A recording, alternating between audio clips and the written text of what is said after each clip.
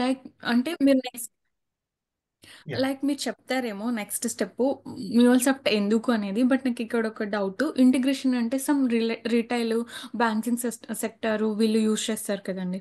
అవును సమ్ అవును అంటే ఒక బిజినెస్ కి ఇంకొక బిజినెస్ కి సమ్ డేటాని అంటే ఫైల్స్ ట్రాన్స్ఫరింగ్, సో ఆ కైండ్ ఆఫ్ లో యూజ్ చేస్తారు కదా.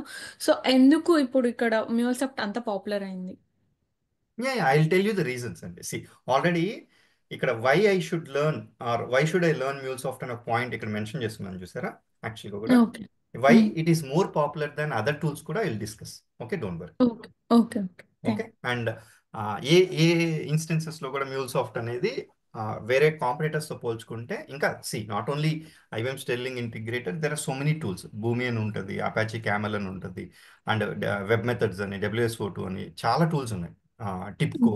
Okay, but it has become more popular when compare to the other tools. I discuss that point as well, no worries. Okay. Fine. Okay, good morning once again to everyone. Okay, first ఈరోజు agenda set చేసుకుందాం అండి. Agenda set చేసుకుని ఈరోజు ఏమేమి discuss చేస్తాము and ఆ points అన్ని discuss చేసుకుని తర్వాత Q&A సెషన్ లాస్ట్లో డిస్కస్ చేద్దాం. ఓకే, ఏమైనా క్వశ్చన్స్ ఉంటే please make you note of it and I give you some time at the end of the session. You can discuss all the questions, డీటెయిల్గా discuss చేద్దాం, no worries. First of all అంటే ఇక్కడ ఇప్పుడు మనకి audience గ్రూప్లో కొంతమంది already మ్యూల్సాఫ్ట్ గురించి తెలిసిన వాళ్ళు ఉంటారు, తెలియని వాళ్ళు ఉంటారు, అందరూ ఉంటారు. కాబట్టి I try to make you understand అసలు ఫస్ట్ ఆఫ్ ఆల్ మ్యూల్సాఫ్ట్ అంటే ఏంటి, అది వాట్ ఈస్ మ్యూల్సాఫ్ట్. అండ్ చాలా మందికి ఏంటంటే మన కజిన్స్ చెప్పారనో, ఫ్రెండ్స్ చెప్పారనో, లేకపోతే రిలేటివ్స్ చెప్పారనో ఇలాగా will be learning MuleSoft. But I don't want to learn any tool or any technology బ్లైండ్గా ఎవరో చెప్పారని చెప్పి నేర్చుకోకుండా. ఎందుకు నేర్చుకోవాలి, I tell you the reasons exactly. If you are satisfied with that reasons then only learn it, otherwise take some other tool. Okay, మీకు ఇది suit అవ్వట్లేదని అనుకుంటే go for other tool exactly. But I tell you the reasons why we should learn మ్యూల్సాఫ్ట్ and it should be కన్విన్సింగ్గా మీకు అనిపించినప్పుడే then try to join exactly. ఎందుకంటే తెలుసుకోవడం, reasons తెలుసుకోవడం అనేది very important. Otherwise right what happens, for example like నా start of the కెరీర్లో friend చెప్పారని ఏదో నేర్చుకుంటున్నాను, but it is not suitable for me. అది అంతగా సూట్ అవ్వలేదు నాకు. Obviously I was facing difficulty and later on మళ్ళీ వేరే దానికి నేర్చుకుని మళ్ళీ వేరే దానికి షిఫ్ట్ అయ్యేదానికి I took time exactly. So it's very important we should know why we are learning that particular technology. అది మనకు సూటబుల్ ఉందా లేదా అన్నీ కూడా అనలైజ్ చేసుకుని then we have to join. తర్వాత నా ఇంట్రడక్షన్. ఓకే, నా గురించి introduction. Yeah, someone is asking అండి, ఎవరు మాట్లాడుతున్నారు మధ్యలో? Okay, fine. యా, తర్వాత నా గురించి ఇంట్రడక్షన్ ఒక 1 or 2 minutes అండ్ దెన్ మన ట్రైనింగ్ అప్రోచ్ ఎలా ఉంటుంది. అండ్ చాలా మందికి జనరిక్ క్వైరీస్ అంతా కెరీర్ రిలేటెడ్ ఎఫ్ఏక్యూస్, ఇప్పుడు ఫ్రెషర్గా వస్తాయి ఆపర్చునిటీస్, లేకపోతే జావా నేర్చుకోవాలా, ఇలాంటి క్వైరీస్ చాలా రెగ్యులర్గా నన్ను సెషన్స్లో అడుగుతూ ఉంటారు కదా. అవన్నీ ముందుగానే నేను కొన్ని క్వైరీస్ ఇక్కడ నోట్ చేసేసి I will be answering those questions. అవి కూడా కవర్ అవ్వకపోతే if you have any extra questions and all you can discuss it the last moment exactly. Okay, ఈ వాట్ ఈస్ మ్యూల్సాఫ్ట్లోనే ఒక జనరిక్ ఎగ్జాంపుల్ తీసుకుందాం, ఒక టెక్నికల్ ఎగ్జాంపుల్ తీసుకుందాం, then will understand why MuleSoft will play very important role in terms of the integrations exactly. Okay, fine. Agenda clear అండి అందరికి? Sir yes. Okay, fine. See what is మ్యూల్సాఫ్ట్, ఏమైనా idea ఉందండి? ఎవరైనా answer చెప్పగలుగుతారా ఒకసారి, idea ఉంటే? లేకపోతే ఇక్కడే ఆన్సర్ ఉంది చూసాను చెప్పేసాను, నో ప్రాబ్లం.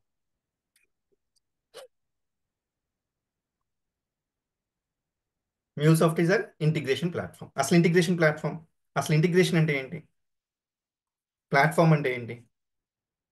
మళ్ళీ ఇక్కడ ఏం చెప్తున్నాను, which integrates enterprise applications seamlessly. చూడండి, సింపుల్గా చెప్పాలంటే MuleSoft is an integration platform or tool which will integrate enterprise applications seamlessly అంటే చాలా ఈజీగా చేస్తాం. ఇంటిగ్రేట్ చేయడం అంటే ఒకదాంతో ఒకటి కమ్యూనికేట్ చేసుకునే దానికి will provide the platform or will provide the facilitate will facilitate the platforms to connect with each other. For example ఒక చిన్న ఎగ్జాంపుల్ తీసుకుంటే, ఇప్పుడు ఇది ఒక అప్లికేషను, ఇది జావా అప్లికేషన్ అనుకోండి, ఇది .NET అప్లికేషన్ అనుకోండి. ఈ రెండు కమ్యూనికేట్ చేసుకోవాలి. డైరెక్ట్గా రెండు కమ్యూనికేట్ చేసుకోలేవు. ఎందుకు చేసుకోలేవో చెప్తాను. ఎందుకని? Because Java knows a different language, dot net application knows a different language. Obviously they will not be able to communicate with each other. అప్పుడు మధ్యలో ఒక ట్రాన్స్లేటర్ వచ్చేసి మనకి ఈ రెండింటికి ఎస్టాబ్లిష్ చేయడానికి, కమ్యూనికేషన్ ఎస్టాబ్లిష్ చేయడానికి, ప్లస్ రెండు కమ్యూనికేట్ చేసుకోవడానికి, ఫెసిలిటేట్ చేసేదానికి ఒక ప్లాట్ఫామ్ కానీ ఉంటే దాన్నే ఇంటిగ్రేషన్ ప్లాట్ఫామ్ అంటాం. అది మ్యూల్సాఫ్ట్ ప్రొవైడ్ చేస్తుంది, సింపుల్గా చెప్పాలంటే. నే ఇది ఇప్పుడు నేను చాలా సింపుల్గా నార్మల్గా చెప్పాను. దీన్ని ఏం చేద్దాం అంటే will try to understand in a deeper manner. ఎలాగ డీపర్ మేనర్గా ఒక జనరిక్ ఎగ్జాంపుల్ తీసుకుందాం. జనరిక్ ఎగ్జాంపుల్ తీసుకుని మళ్ళీ ఇప్పుడు ఇలాంటి టెక్నికల్ ఎగ్జాంపుల్ తీసుకొని కొంచెం కాంప్లెక్సిటీ పెంచుకుంటూ విల్ ట్రై టు అండర్స్టాండ్. ఇప్పుడు జనరల్గా ఒక తెలుగు పర్సన్ ఉన్నాడు. ఆ తెలుగు పర్సన్కి తెలుగు లాంగ్వేజ్ తప్పితే ఇంకేది రాదు. ఇంగ్లీష్ కానీ హిందీ కానీ ఏది రాదు. ఓకే, నా అండ్ హిందీ పర్సన్ ఉన్నాడు. హిందీ పర్సన్ కూడా we are assuming that he doesn't know any other language. Okay, he doesn't know any other language, he knows only Hindi language.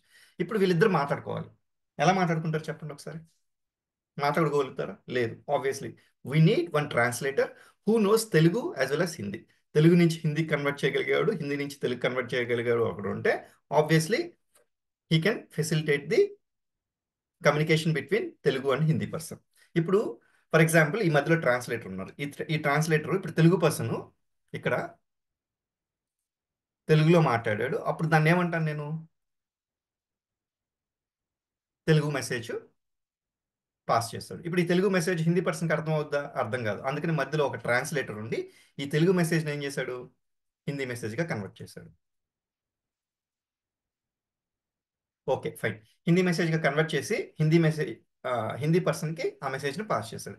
ఇప్పుడు హిందీ పర్సన్కి హిందీ మెసేజ్ అర్థమవుద్ది కాబట్టి దాన్ని అర్థం చేసుకొని he will try to respond back to the translator in what format? Hindi message Hindi ఫార్మాట్లో ఇస్తాడు. ఇప్పుడు ఈ మళ్ళీ అగైన్ ఈ తెలుగు టు హిందీ ట్రాన్స్లేటరే హిందీ టు తెలుగు కూడా ట్రాన్స్లేట్ చేయడం తెలుసు కాబట్టి what he will try to do, he or she will try to convert that message format into Telugu message.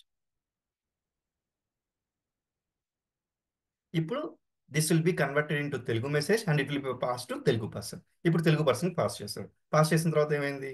Now Telugu person will be able to understand the message. For example ఈ Telugu person ఒక question అడిగాడు, దానికి answer Hindi person చెప్పాడు. అప్పుడు తనకి అర్థమైపోయింది. Okay, ఈ particular సినారియోలో ఏం జరుగుతుంది? టూ థింగ్స్ జరుగుతున్నాయి. ఒకటి, establish communication between okay Telugu and Hindi person. And second thing ఏం జరుగుతుంది? Exchange of messages. Okay, two things జరుగుతుంది.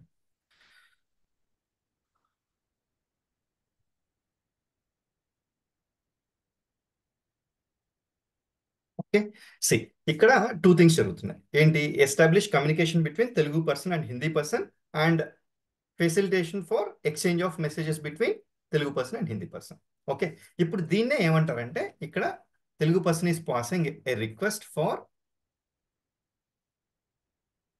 Request for a Hindi person and then Hindi person is responding back. దీని రెస్పాన్స్ అంటాం సింపుల్గా చెప్పాలంటే. అంటే ఇది మన ఇంటిగ్రేషన్ లాంగ్వేజ్లో రిక్వెస్ట్ పంపిస్తున్నాం, మనం దానికి రెస్పాన్స్, ఆ రిక్వెస్ట్ని ప్రాసెస్ చేసి దానికి సంబంధించిన ఆన్సర్ మనం ఫైండ్ చేసి దానికి సంబంధించిన ఆన్సర్ పంపించడాన్ని రెస్పాన్స్ అంటాం. ఇప్పుడు తెలుగు పర్సన్ హిందీ పర్సన్కి మనం ఫెసిలిటేట్ చేసి we are able to establish the communication and exchange of messages. Same ఇప్పుడు నేను ఇంతకుముందు చెప్పిన ఎగ్జాంపుల్లోనే మీరు అబ్జర్వ్ చేస్తే జావా సిస్టమ్ ఉంది. ఓకే, జావా అప్లికేషన్ ఉంది అండ్ డాట్ నెట్ అప్లికేషన్ ఉంది. ఓకే, డాట్ నెట్ అప్లికేషన్ ఈ రెండు కమ్యూనికేట్ చేసుకోవాలి. దీని లాంగ్వేజ్ డాట్ నెట్ అప్లికేషన్కి అర్థం కాదు, డాట్ నెట్ అప్లికేషన్ లాంగ్వేజ్ జావాకి అర్థం కాదు. అప్పుడు ఎలాగా? Now MuleSoft will come into picture as an integration tool. It will establish the communication between Java and .NET application and it will facilitate for the exchange of messages. Okay, facilitate the exchange of messages between Java and .NET application. అప్పుడు ఏం జరుగుతుంది? ఈ Java application .NET అప్లికేషన్తో communicate చేయగలుగుతుంది, .NET application కూడా Java అప్లికేషన్తో communicate చేయగలుగుతుంది. Okay, is that clear అండి? ఇది సింపుల్, వెరీ సింపుల్. ఏమైనా క్వశ్చన్స్ ఉన్నాయి అక్కడ? Like transmission and translation yeah, simple. అంటే మనకి ఈజీగా అర్థం చేసుకునేదానికి you can think as translation బేసికల్గా కూడా ఇప్పుడు Telugu and Hindi. But in terms of integration language will call it as transformations అని అంటాం బేసికల్గా కూడా. ఓకే, ట్రాన్స్ఫర్మేషన్స్ అని. ఓకే, ఇది ఫైన్. బట్ నేనేం చెప్పాను, MuleSoft is an integration platform which integrates enterprise level applications. Enterprise అంటున్నాను. ఎంటర్ప్రైజ్ అంటే ఏంటి? Very big business, very big business. Okay, very big business. అందుకని very big big big business చేసేటప్పుడు multiple applications ఉంటాయి కాబట్టి so you need a tool or a platform to overcome that issue. సరే, ఇప్పుడు ఇంకొక జనరిక్ కాంప్లెక్స్ ఎగ్జాంపుల్కి generic example complex చేస్తాం. ఇప్పుడు సింపుల్గా రెండు రెండు సిస్టమ్స్ ఉన్నాయి, రెండు సిస్టమ్స్ కమ్యూనికేట్ చేయడం చాలా easy, that's fine. But if there are multiple, అప్పుడు ఎలాగా? ఇప్పుడు ఒక చిన్న ఎగ్జాంపుల్ ఏంటంటే, there is a international conference going on. Okay, ఇండియాలో ఒక ఇంటర్నేషనల్ కాన్ఫరెన్స్ అరేంజ్ చేశారు. మేబీ వెదర్కి సంబంధించి కానీ లేకపోతే ఏదో ఒక కాన్ఫరెన్స్ నడుస్తుంది. ఈ కాన్ఫరెన్స్కి we invited so many countries for that particular conference.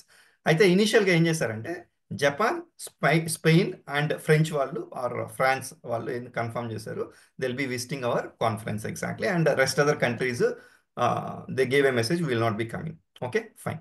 ఇప్పుడు ఈ మూడు కంట్రీస్ వచ్చాయి. ఈ మూడు కంట్రీస్ వాళ్ళకు కూడా జపనీస్ అఫీషియల్స్కి they don't know the other languages then Japanese. I'm just assuming that. And Spain వాళ్ళకి అదర్ దెన్ స్పెయిన్ ఇంకే ఇంగ్లీష్ కానీ హిందీ కానీ ఏవి రావు. అండ్ ఇండియన్ పీపుల్ ఎలాగో ఉంటాం, మనకి హిందీ తప్పితే వేరే లాంగ్వేజెస్ రావు. ఒక ఫ్రాన్స్కి వచ్చి ఫ్రెంచ్ తప్పితే ఇంక వేరే లాంగ్వేజెస్ రావు. ఇప్పుడు ఈ ఇంటర్నేషనల్ కాన్ఫరెన్స్ జరగాలంటే ఆబ్వియస్లీ ఏం జరగాలి? వీళ్ళందరికీ కమ్యూనికేషన్ ఎస్టాబ్లిష్ అవ్వాలి, ప్లస్ మెసేజెస్ కూడా ఎక్స్చేంజ్ అవ్వాలి, లేకపోతే ఆ కాన్ఫరెన్స్ సక్సెస్ఫుల్గా కంప్లీట్ అవ్వదు. So it's very important. అప్పుడు ఈ కాన్ఫరెన్స్ ఎగ్జిక్యూట్ చేసే వాళ్ళు ఏం చేస్తారు? They will arrange the translators for each and every languages exactly. ఇప్పుడు జపనీస్ వాళ్ళు స్పెయిన్ వాళ్ళతో ఆర్ స్పానిష్ పీపుల్తో మాట్లాడాలి. అప్పుడు ఒక ట్రాన్స్లేటర్ కావాలా మనకి, Japanese to Spanish and Spanish to Japanese exactly. Next Japanese వాళ్ళు హిందీ వాళ్ళతో ఆర్ ఇండియన్ లాంగ్వేజ్ హిందీ మనం ప్రైమరీగా తీసుకుంటే కమ్యూనికేట్ అవ్వాలంటే Japanese to Hindi or Hindi to Japanese. తర్వాత ఫ్రెంచ్ వాళ్ళు Japanese to France, French or French to Japanese, ఇది కావాలి. And Spanish with French,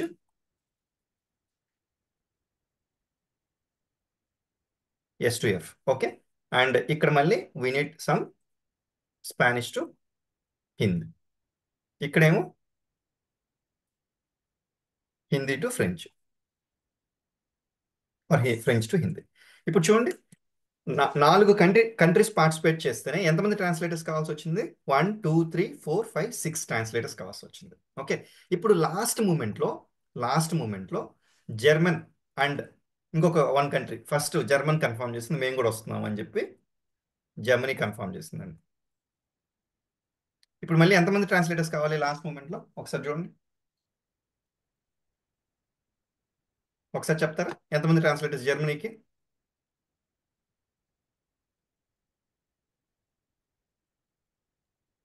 please communicate అండి. 4. 4. ఒకటి ఫస్ట్ జర్మనీ టు హిందీ కావాలి మనకి. ఓకే, జర్మనీ టు స్పానిష్ కావాలి. ఓకే, జర్మనీ టు జపనీస్ కావాలి, జర్మనీ టు ఫ్రెంచ్ కావాలి. ఓకే, ఇంకొక కంట్రీ వచ్చింది అనుకోండి, అప్పుడేమవుతుంది? మళ్ళీ ఇంక్రీజ్ అవుతుంది. మళ్ళీ again we need to increase the number of. Complexity పెరుగుతూ ఉందా విపరీతంగా? ఓకే, ఇప్పుడు ఇలా కాంప్లెక్సిటీ పెరుగుతూ ఉంటే ఇప్పుడు ఒక 20 కంట్రీస్ వచ్చాయి అనుకోండి, అప్పుడు పరిస్థితి ఏంటి? It will be very difficult to manage the people and last మూమెంట్లో చేయాలన్నా కూడా చాలా కష్టంగా ఉంటుంది. ఓకే, ఇప్పుడు దానికి ఒక కామన్ ట్రాన్స్లేటర్ ఉందనుకోండి. ఓకే, ఒక కామన్ ట్రాన్స్లేటర్ ఎనీ లాంగ్వేజ్కి పాస్ చేయండి, దాన్ని మనకి రిక్వైర్డ్ లాంగ్వేజ్లో కన్వర్ట్ చేయగలుగుతున్నాం. కామన్ ఉంటే ఎట్లా, ఎంత ఈజీగా చూడండి. ఇప్పుడు లాస్ట్ ఇంకొక కంట్రీ యాడ్ అయింది, ఇక్కడ ఏమవుద్ది? No problem. ఓకే, ఏం జరుగుతుంది? కామన్ ట్రాన్స్లేటర్ కాబట్టి it will convert that into other languages, any required language, and then it will pass exactly. Okay, the same way even MuleSoft will act as a integration platform for any number of applications to communicate with each other exactly. Okay, any number of applications to communicate with each other. ఇక్కడ common translator ఎలాగైతే మనకి ఈజీగా help అవుతుందో same way MuleSoft కూడా it will be helpful for integrating any number of applications in a business exactly. Okay fine. Now I'll go to the actual example. ఈ actual example ఏంటంటే ఒక Flipkart అనే business ఉంది. ఆ Flipkart అనే business నేను enterprise అంటున్నాను. ఎందుకంటే ఎంటర్ప్రైజ్ అంటున్నాను? Because it is a huge business. ఒక ఎంటర్ప్రైజ్ అంటే ఏంటంటే ఏదైతే ఒక ఆర్గనైజేషన్ హ్యూజ్ లెవెల్లో బిజినెస్ కండక్ట్ చేస్తుందో దాన్ని మనం ఎంటర్ప్రైజ్ అంటాం అనమాట. ఒక వెరీ బిగ్ ఆర్గనైజేషన్. ఫ్లిప్కార్ట్ అనేది మనకు తెలుసు కదా, one of the biggest e commerce platforms in India. So I can call it as a enterprise. Okay, సరే. ఈ ఫ్లిప్కార్ట్ అనే ఆర్గనైజేషన్ ఏ బిజినెస్ చేస్తుంది? ఈ కామర్స్ బిజినెస్ చేస్తుంది. ఈ కామర్స్ బిజినెస్ చేసేటప్పుడు కొన్ని అప్లికేషన్స్ వాడుద్దా, లేకపోతే హ్యూజ్ నెంబర్ ఆఫ్ అప్లికేషన్స్ వాడుద్దా? ఆ business conduct చేసేదానికి చాలా ఎక్కువ అప్లికేషన్స్ని వాడుద్ది. ఎందుకు ఎక్కువ ఎక్కువ నెంబర్ ఆఫ్ అప్లికేషన్స్ వాడుద్ది? బికాస్ చాలా పెద్ద ఆర్గనైజేషన్ కాబట్టి. ఇప్పుడు ఫర్ ఎగ్జాంపుల్ నేను వేర్ హౌస్లో స్టాక్ మేనేజ్ చేయాలి, దానికి సంబంధించిన అప్లికేషన్ ఒకటి ఉంటుంది, దాన్ని వాడతారు. లేదు, కస్టమర్ డీటెయిల్స్ అంతా ఒక అప్లికేషన్లో సేవ్ చేసుకోవాలి, దానికోసంగా సేల్స్ ఫోర్స్ సిఆర్ఎం కానీ లేకపోతే ఇలాంటి అప్లికేషన్స్ వాడతారు. పేమెంట్ గేట్వే ఉంటుంది, దానికోసంగా రేజర్ పే అని లేకపోతే ఇంకా డిఫరెంట్ డిఫరెంట్ ప్లాట్ఫామ్స్ ఉంటాయి, దాన్ని వాడతారు. బిల్ జనరేట్ చేయాలి, దానికి సపరేట్గా అప్లికేషన్ వాడతారు. డెలివరీ కోసం దానికి సపరేట్ అప్లికేషన్ వాడతారు. ఇట్లా డిఫరెంట్ డిఫరెంట్ అప్లికేషన్స్ వాడతారు. ఇప్పుడు ఒక డౌట్ రావచ్చు, అన్నిటికి కలిపి ఒకే అప్లికేషన్ వాడచ్చు కదా అంటే, వాడం. ఇప్పుడు ఫర్ ఎగ్జాంపుల్ మన ఇంట్లో చూడండి, ఇప్పుడు ఒక ఫ్రిడ్జ్ కొనాలి, లేకపోతే వాషింగ్ మిషన్ కొనాలి, లేకపోతే టీవీ కొనాలి.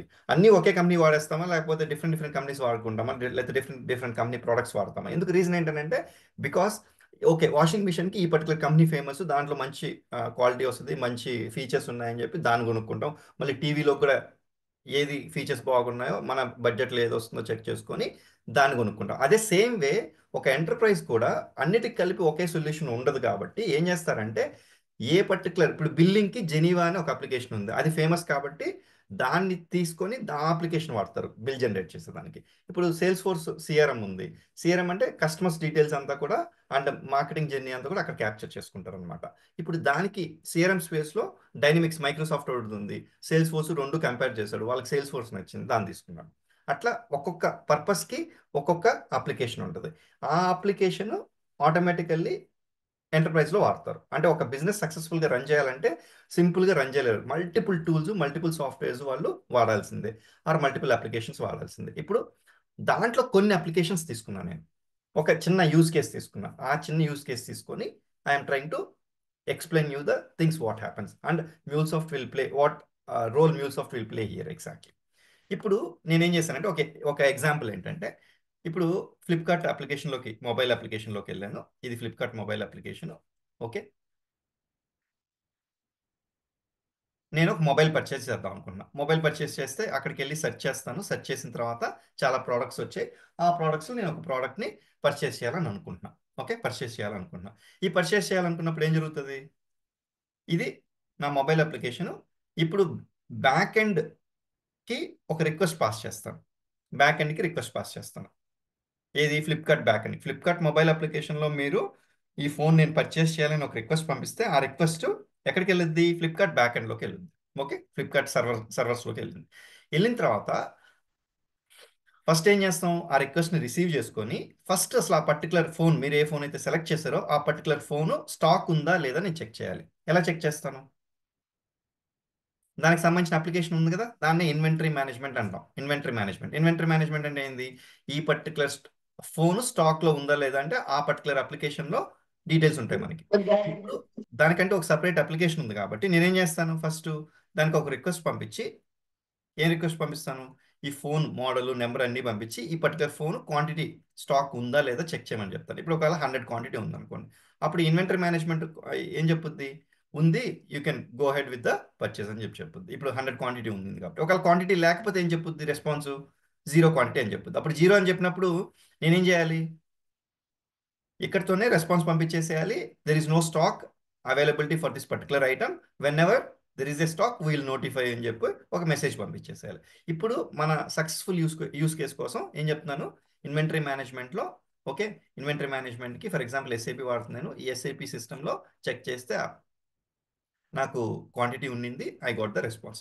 అయితే నా క్వశ్చన్ ఏంటంటే, ఇప్పుడు రిక్వెస్ట్ వచ్చింది, ఈ పర్టికులర్ అప్లికేషన్తో నేను కమ్యూనికేట్ అవ్వాలంటే దీనికి ఇక్కడ దీనికి కమ్యూనికేషన్ ఈజీగా ఎస్టాబ్లిష్ చేసే వచ్చి రెండింటికి అర్థమైపోద్దా లేకపోతే అర్థం కాదా అండి? చెప్పండి.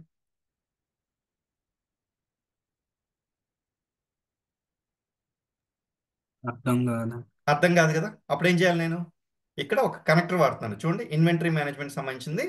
అంటే ఇప్పుడు ఎస్ఐపి అనుకోండి, ఎస్ఐపి ఇన్వెంటరీ మేనేజ్మెంట్ సంబంధించిన ఒక కనెక్టర్ వాడతాను. ఈ కనెక్టర్ వాడటం వల్ల ఏం జరుగుతుంది అంటే, ఓకే, ఫస్ట్ దీనికి ఇది ఒక కమ్యూనికేషన్ ఎస్టాబ్లిష్ చేస్తుంది. అంటే నేను అక్కడ యూజర్ నేమ్ పాస్వర్డ్ ఏమైతే డీటెయిల్స్ కావాలో అవన్నీ ఇస్తాను. ఇచ్చిన తర్వాత దీనికి తగ్గట్టుగా, ఈ ఇన్వెంటరీ మేనేజ్మెంట్కి తగ్గట్టుగా మెసేజ్ని కన్వర్ట్ చేసి పంపిస్తాను అనమాట. అదంతా ఎవరు హెల్ప్ చేస్తారు మనకి? ఇక్కడ కనెక్టర్ అని ఉంది కదా, ఈ కనెక్టర్ హెల్ప్ చేస్తుంది. కనెక్టర్ అంటే ఏంటి? Connector is nothing but it is A component in any integration tool. It will help us to connect to that particular system or application. Exactly. ఇప్పుడు ఇన్వెంటరీ మేనేజ్మెంట్ అప్లికేషన్ ఉంది, దానికి నేను connect అవ్వాలి. ఆ inventory management connect ఒకటి utilise చేసుకొని దాంట్లో details అన్ని ప్రొవైడ్ చేసి దానికి తగ్గట్టుగా మెసేజ్ని కన్వర్ట్ చేసి ఇక్కడికి నేను పంపించాను. అదేం చేసింది? దాని స్టైల్లో రెస్పాన్స్ ఇస్తుంది మనకి. అప్పుడు మళ్ళీ ఇన్వెంటరీ మేనేజ్మెంట్ కనెక్టర్ ఏం చేస్తుందంటే మనకు కావాల్సిన విధంగా దాన్ని కన్వర్ట్ చేసి again it will give it back to our application. ఒకవేళ అది చేయకపోతే మనం మళ్ళీ అగైన్ కన్వర్ట్ చేసుకుంటాం అనమాట. Okay, fine. సరే, ఇప్పుడు ఇన్వెంటరీ మేనేజ్మెంట్లో మనకి డీటెయిల్స్ ఉన్నాయి అంటే స్టాక్ ఉంది కాబట్టి we can go ahead with the purchase of our mobile phone. తర్వాత సరే, ఇప్పుడు ఆయన పర్చేస్ చేసేదానికి క్వాంటిటీ ఉంది కాబట్టి నెక్స్ట్ ఏం జరుగుతుంది? ఇమీడియట్గా ఫస్ట్ ఆఫ్ ఆల్ ఈ పర్టికులర్ కస్టమరు కమ్యూనికేషన్ అడ్రసెస్ ఏంటి, ఓకే, అండ్ బిల్లింగ్ అడ్రస్ ఏంటి, ఇలాంటి డీటెయిల్స్ అన్నీ కూడా ఏ అప్లికేషన్లో సేవ్ చేసుకుంటున్నాం మనం? సిఆర్ఎం అప్లికేషన్లో, కస్టమర్ రిలేషన్షిప్ మేనేజ్మెంట్. ఈ కస్టమర్ రిలేషన్షిప్ మేనేజ్మెంట్ అప్లికేషన్ ఏంటి? Sales force. Okay, sales force. అంటే వీళ్ళు సేల్స్ ఫోర్స్ వాడారు, కొంతమంది డైనమిక్ సిఆర్ఎం అని ఇంకా వేరే వేరే చాలా సిఆర్ఎంస్ ఉంటాయి. ఒక్కొక్కరు ఒక్కొక్క ఆర్గనైజేషన్ ఒక్కొక్క డిఫరెంట్ అప్లికేషన్ వాడుకోవచ్చు. బట్ ఫ్లిప్కార్ట్ ఒకటి సేల్స్ ఫోర్స్ వాడుతున్నారని మనం అజ్యూమ్ చేసుకుందాం. ఇప్పుడు నేనేం చేశాను? ఈ సేల్స్ ఫోర్స్ సిఆర్ఎంకి రిక్వెస్ట్ పంపించి ఈ పర్టికులర్ కస్టమర్కి సంబంధించిన కమ్యూనికేషన్ అడ్రస్, బిల్లింగ్ అడ్రస్ ఇవన్నీ కూడా మొత్తం ఫెచ్ చేశాను. ఫెచ్ చేసిన తర్వాత మళ్ళీ వాళ్ళు సెలెక్ట్ చేసిన తర్వాత then will go ahead with the further process. Exactly. అయితే ఇప్పుడు ఈ communication address, next billing address ఇవన్నీ నేను ఫెచ్ చేయాలి, సేల్స్ ఫోర్స్ సిఆర్ఎంలో ఉన్నాయి. ఎలాగా? మళ్ళీ same process. I will use the Salesforce connector, I will pass the request, I will receive the details from there. Exactly. Okay, వచ్చిన తర్వాత for example ఒక చిన్న ఫస్ట్ నేము, ఓకే, కస్టమర్ పేరు ఆయన ఫస్ట్ నేము, ఆయన పేరు లాస్ట్ నేము కుమార్, ఓకే, మిడిల్ నేమ్ లేదనుకోండి, null అనుకోండి, ఎంటీ. ఓకే, ఇప్పుడు నేను బిల్ జనరేట్ చేసేటప్పుడు ఇట్లా ఫస్ట్ నేమ్ అని, లాస్ట్ నేమ్ అని, మిడిల్ నేమ్ అని సపరేట్గా నేను ప్రింట్ చేయకూడదు. ఓకే, ఇప్పుడు నేనేం చేయాలి? ఫుల్ నేమ్ ప్రింట్ చేయాలి. నాకేమో సేల్స్ ఫోర్స్ సిఆర్ఎం నుంచి నాకు ఎలా వచ్చింది డీటెయిల్స్? ఫస్ట్ నేమ్ అని, లాస్ట్ నేమ్ అని. ఒక చిన్న ఎగ్జాంపుల్ చెప్తున్నాను. ఇప్పుడు నేను దీన్ని ఫుల్ నేమ్గా కన్వర్ట్ చేయాలంటే ఎలాగా? ఏమైనా ఆప్షన్ ఉందో చెప్పండి.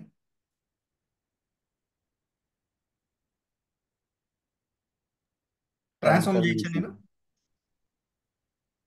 అంటే Yes, 3 sir. డీటెయిల్స్ ఉన్నాయి, 3 డీటెయిల్స్ కంబైన్ చేస్తే నాకు ఫుల్ నేమ్ వచ్చేస్తుంది.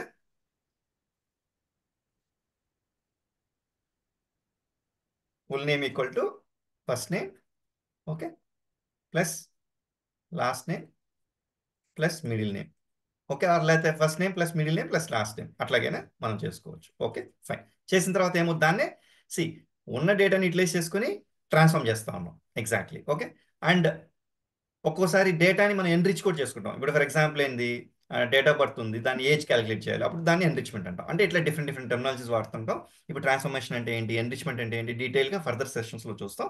జస్ట్ అండర్స్టాండ్, ఒక ఇంటిగ్రేషన్ టూల్ లోపల ఏం చేస్తాం, ట్రాన్స్ఫర్మేషన్స్ చేస్తాం, ఎన్రిచ్ చేస్తాం డేటాని, ఇలాగా మనకు అవసరమైన విధంగా మార్చుకుంటూ వెళ్తాం. Okay, fine. సరే, ఇప్పుడు డీటెయిల్స్, బిల్లింగ్ డీటెయిల్స్ వచ్చేసి మన దగ్గర, తర్వాత కమ్యూనికేషన్ డీటెయిల్స్ అంటే ఎక్కడికి డెలివర్ చేయాలో ప్రోడక్ట్ని ఆ డీటెయిల్స్ కూడా వచ్చేసాయి. ఆ 2 డీటెయిల్స్ మన దగ్గర ఉన్నాయి. ఇప్పుడు తర్వాత పేమెంట్ యాక్సెప్ట్ చేయాలి కదా మనం. పేమెంట్కి రేజర్ పే వాడుతున్నాడు. అప్పుడు ఏం చేస్తాం? పేమెంట్ గేట్వేకి సంబంధించిన కనెక్టర్ యూటిలైజ్ చేసుకొని will try to connect to that particular payment gateway. And then payment success అయిపోయింది. సక్సెస్ అయిన తర్వాత ఏం చేస్తారు? బిల్ జనరేట్ చేయాలి. అప్పుడు బిల్లింగ్ సంబంధించిన అప్లికేషన్తో కనెక్ట్ అయ్యి బిల్ జనరేట్ చేసుకొని, ఓకే, బిల్ జనరేట్ చేసిన తర్వాత డెలివరీకి మెసేజ్ పంపించాలి నేను. మెసేజ్ పంపించిన తర్వాత డెలివరీ అప్లికేషన్కి బిల్లు అవన్నీ డీటెయిల్స్ పంపించేసి డెలివరీ అప్లికేషన్ ఏం చేస్తుంది? ఈ పర్టికులర్ డేట్కి నేను డెలివరీ చేస్తాను అని చెప్పి మనకు ఒక మెసేజ్ పంపిస్తే అప్పుడు ఆ మెసేజ్ తీసుకొని then I will respond back to the Flipkart mobile application. ఏం చేస్తాం? So and so product order has been successfully placed and that particular product will be delivered to you on this particular date అని ఒక message పంపించేస్తాం. తర్వాత ఇంకా tracking అవన్నీ దానికి separate చేసుకుంటాం. ఇప్పుడు ఈ పర్టికులర్ ప్రాసెస్ చేసేదానికి ఎన్ని అప్లికేషన్స్ వాడున్నాం? ఒక ఇన్వెంటరీ మేనేజ్మెంట్ అప్లికేషన్ ఉంది, అండ్ సేల్స్ ఫోర్స్ సిఆర్ఎం ఉంది, పేమెంట్ గేట్వే రేజర్ పే ఉంది, బిల్లింగ్కి జెనీవా ఉంది, డెలివరీ అప్లికేషన్కి ఫర్ ఎగ్జాంపుల్ వాళ్ళది ఈ కార్ట్ అప్లికేషన్ ఉంది అనుకోండి, ఆ పర్టికులర్ అప్లికేషన్. అంటే ఒక 5 అప్లికేషన్స్ ఒకదాంతో ఒకటి కోఆర్డినేట్ అయిన తర్వాత ఫస్ట్ ఇన్వెంటరీ మేనేజ్మెంట్లో చెక్ చేసి, తర్వాత సేల్స్ ఫోర్స్ నుంచి కొన్ని డీటెయిల్స్ తీసుకొని, తర్వాత పేమెంట్ కన్ఫర్మ్ చేసుకొని, తర్వాత బిల్ జనరేట్ చేసి, తర్వాత డెలివరీ అప్లికేషన్ పంపిస్తున్నాం. ఇలాగ మొత్తం కూడా ఓవరాల్గా ఒక ప్రాసెస్ మొత్తం జరుగుతుంది బ్యాక్గ్రౌండ్లో. ఇవన్నీ ఎన్ని సెకండ్స్లో జరుగుతుంది? Matter of milli seconds to సెకండ్స్లో జరిగిపోద్ది అనమాట బ్యాక్గ్రౌండ్లో. మనకేమో సింపుల్గా అక్కడ ఒక బటన్ క్లిక్ చేయగానే ఒక 2-3 రౌండ్స్ తిరుగుద్ది అక్కడ, అండ్ ఆటోమేటికలీ జరిగిపోయినట్టు కనిపిస్తుంది. బట్ బ్యాక్గ్రౌండ్లో ఇంత ప్రాసెస్ జరుగుద్ది అనమాట. ఇంత ప్రాసెస్ చేసేదానికి ఇప్పుడు ఇక్కడ నుంచి ఫస్ట్ దీనికి వెళ్ళాలి, తర్వాత దీనికి వెళ్ళాలి, ఇక్కడ నుంచి కొన్ని డీటెయిల్స్ తెచ్చుకోవాలి, దాన్ని తీసుకొని మాడిఫై చేసి తర్వాత పేమెంట్ గేట్వేకి పంపించాలి, తర్వాత ఈ డీటెయిల్స్ ఇట్లా చేసుకుని బిల్ జనరేట్ చేయాలి. ఇలాగ మొత్తం కూడా ఈ ప్రాసెస్ని ఆర్గనైజ్ చేసేదాన్ని ఆర్కెస్ట్రేషన్ అంటారు అనమాట. ఆర్కెస్ట్రేషన్. ఇప్పుడు ఫర్ ఎగ్జాంపుల్ మనం మ్యూజిక్ ప్లే చేసేటప్పుడు చూస్తే లైవ్ మ్యూజిక్ అక్కడ ఆర్కెస్ట్రేటర్ ఒక ఆయన మధ్యలో నిల్చొని కోఆర్డినేట్ చేస్తూ ఉంటాడు. నువ్వు ఇప్పుడు స్టార్ట్ చేయి, నువ్వు ఇప్పుడు క్లోజ్ చేయి, లేకపోతే అది వాళ్ళందరినీ కోఆర్డినేట్ చేస్తే అప్పుడు మ్యూజిక్గా ఫామ్ అవుద్ది. అదే కానీ ఆయన కోఆర్డినేట్ చేయకపోతే ఏమవుద్దంటే ఎవరి పాటికి వాళ్ళు ర్యాండమ్గా మ్యూజిక్ ప్లే చేశారనుకుంటే నాయిస్ క్రియేట్ అవుద్ది, అది మ్యూజిక్గా కన్వర్ట్ అవ్వదు. సో MuleSoft టూల్ ఏం చేస్తుంది? It is trying to orchestrate the things here properly. First inventory మేనేజ్మెంట్కి వెళ్ళాలి. లేదు ఫస్ట్ పేమెంట్ తీసేసుకున్నాను, తర్వాత ఇన్వెంటరీ చెక్ చేస్తే ప్రోడక్ట్ లేదు, వాళ్ళకి పేమెంట్ మళ్ళీ అన్నెసరీగా చేయాలి కదా, అంటే ముందు ఏది చేయాలి, వెనక ఏది చేయాలి, ఫస్ట్ మిడిల్లో ఏది చేయాలని ప్రాపర్గా ఆర్గనైజ్ చేసేదాన్ని ఆర్కెస్ట్రేషన్ అంటాం అనమాట. అదంతా కూడా ఇక్కడ మనకు ఒక ఇంటిగ్రేషన్ టూల్ మొత్తం ప్రొవైడ్ చేస్తూ ఉంది. అండ్ ఒకదానికి అర్థం కావట్లేదు కాబట్టి ఆ మెసేజ్ కన్వర్షన్స్ కానీ కమ్యూనికేషన్ ఎస్టాబ్లిష్మెంట్ కానీ ఇవన్నీ కూడా ప్రాపర్గా చేస్తాం.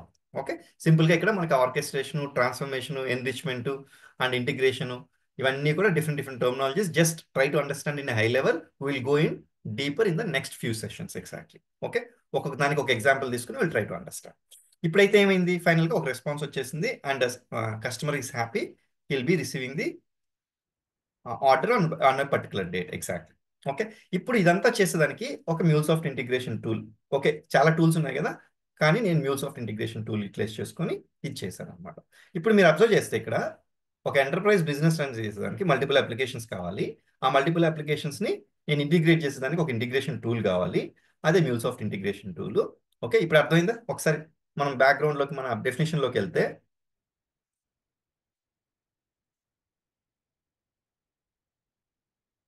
ఇప్పుడు చూడండి, MuleSoft is an integration platform or tool. Platform కానీ టూల్ కానీ ఏంటి? ఇప్పుడు దీన్నే నేను జావాలోనో .NETలోనో చేయలేనా?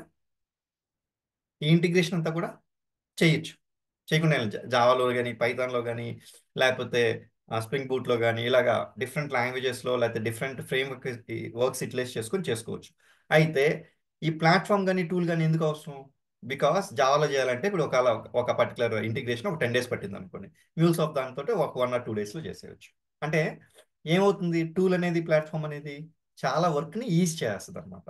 Okay, any tool or platform ఏం జరుగుతుంది, వర్క్ని చాలా ఈజీ చేసేస్తుంది. అంటే బ్యాక్గ్రౌండ్లో మనకు తెలియకుండానే చాలా వర్క్ చేసి పెట్టేస్తుంటారు కాబట్టి మనకి వర్క్ చాలా ఈజీ అయిపోద్ది. దాన్నే టూల్ కానీ ప్లాట్ఫామ్ అంటాం అనమాట. అంటే MuleSoft కూడా is an integration platform which integrates, అంటే which connects enterprise level applications. ఇప్పుడు మల్టిపుల్ అప్లికేషన్స్ ఉన్నాయి, వాటిని అన్నింటినీ కనెక్ట్ చేసింది. ఎలా చేసింది?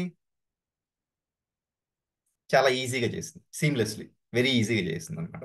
అంటే మల్టిపుల్ అప్లికేషన్స్ ఉన్నాయి, ఈ మల్టిపుల్ అప్లికేషన్స్ తోటే కమ్యూనికేషన్ ఎస్టాబ్లిష్ చేసి అంత ప్రాపర్గా కమ్యూనికేట్ చేసి అంతా కూడా రెస్పాన్స్ పంపించింది. So it is an integration platform or tool. Okay, అర్థమైందండి? ఇంకేమైనా డౌట్స్ ఉన్నాయి ఇక్కడ? ఒకసారి డౌట్స్ ఉంటే చెప్పండి. అందుకనే దాన్ని integration platform which integrates or which connects enterprise level applications very seamlessly అని చెప్పి ఈజీగా అర్థం చేసుకుంటాం.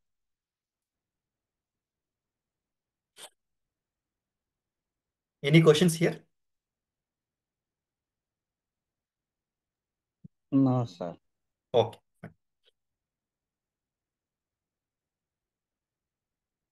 అయితే నెక్స్ట్ క్వశ్చన్ ఏంటంటే అసలు MuleSoft ఎందుకు నేర్చుకోవాలి?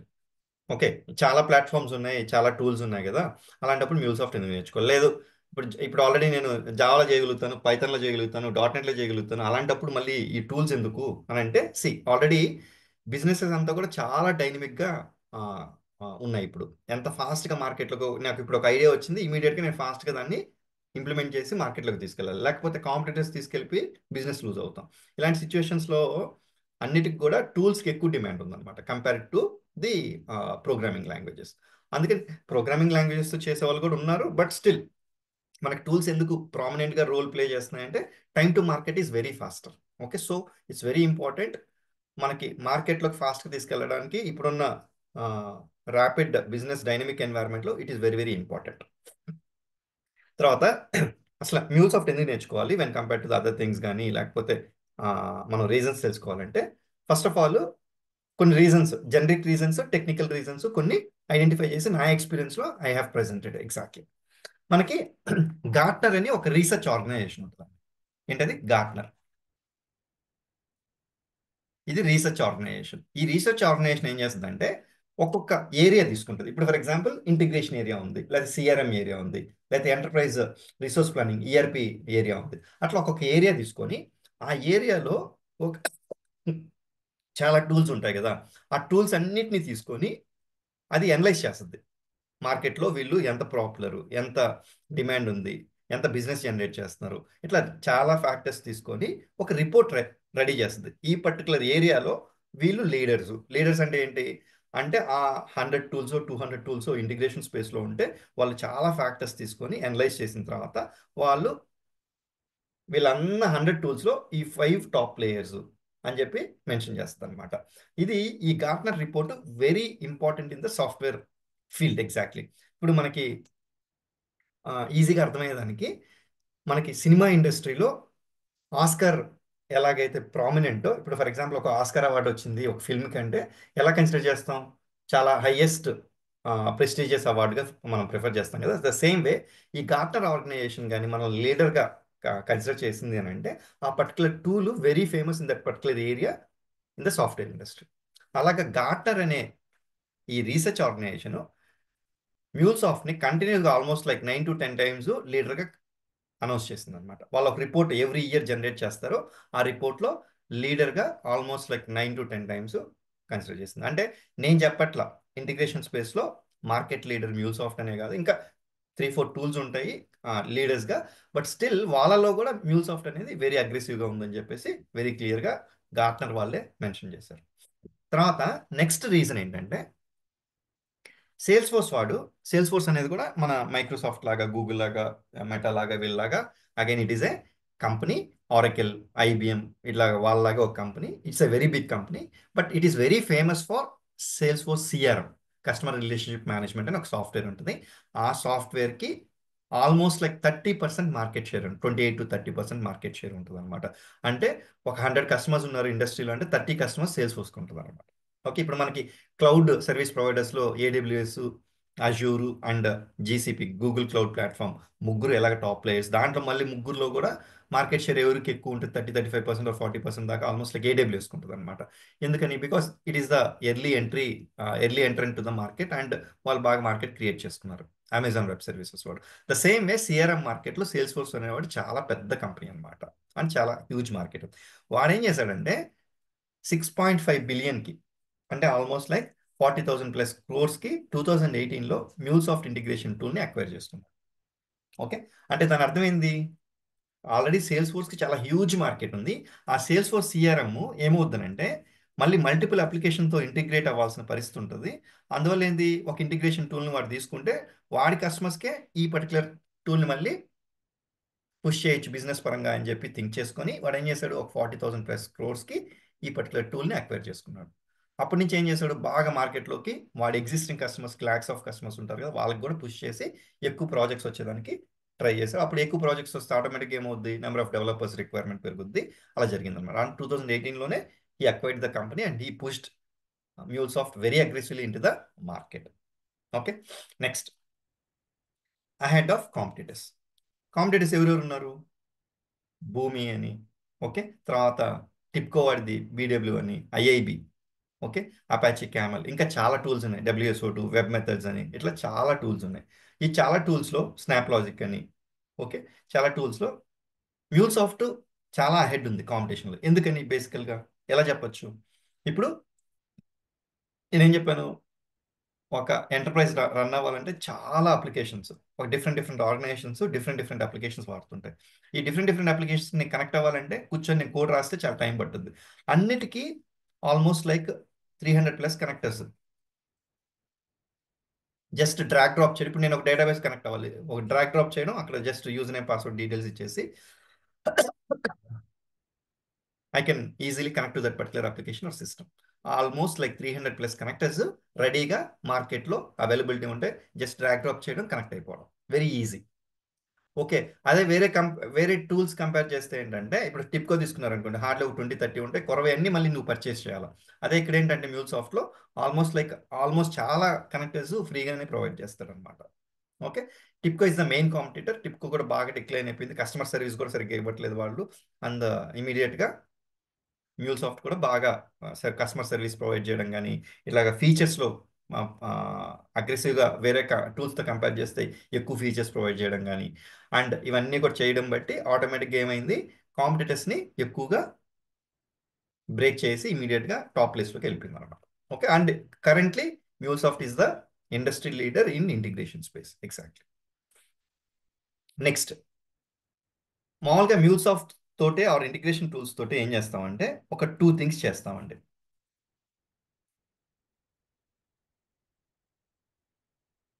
ఏపీఐస్ డెవలప్ చేస్తాం,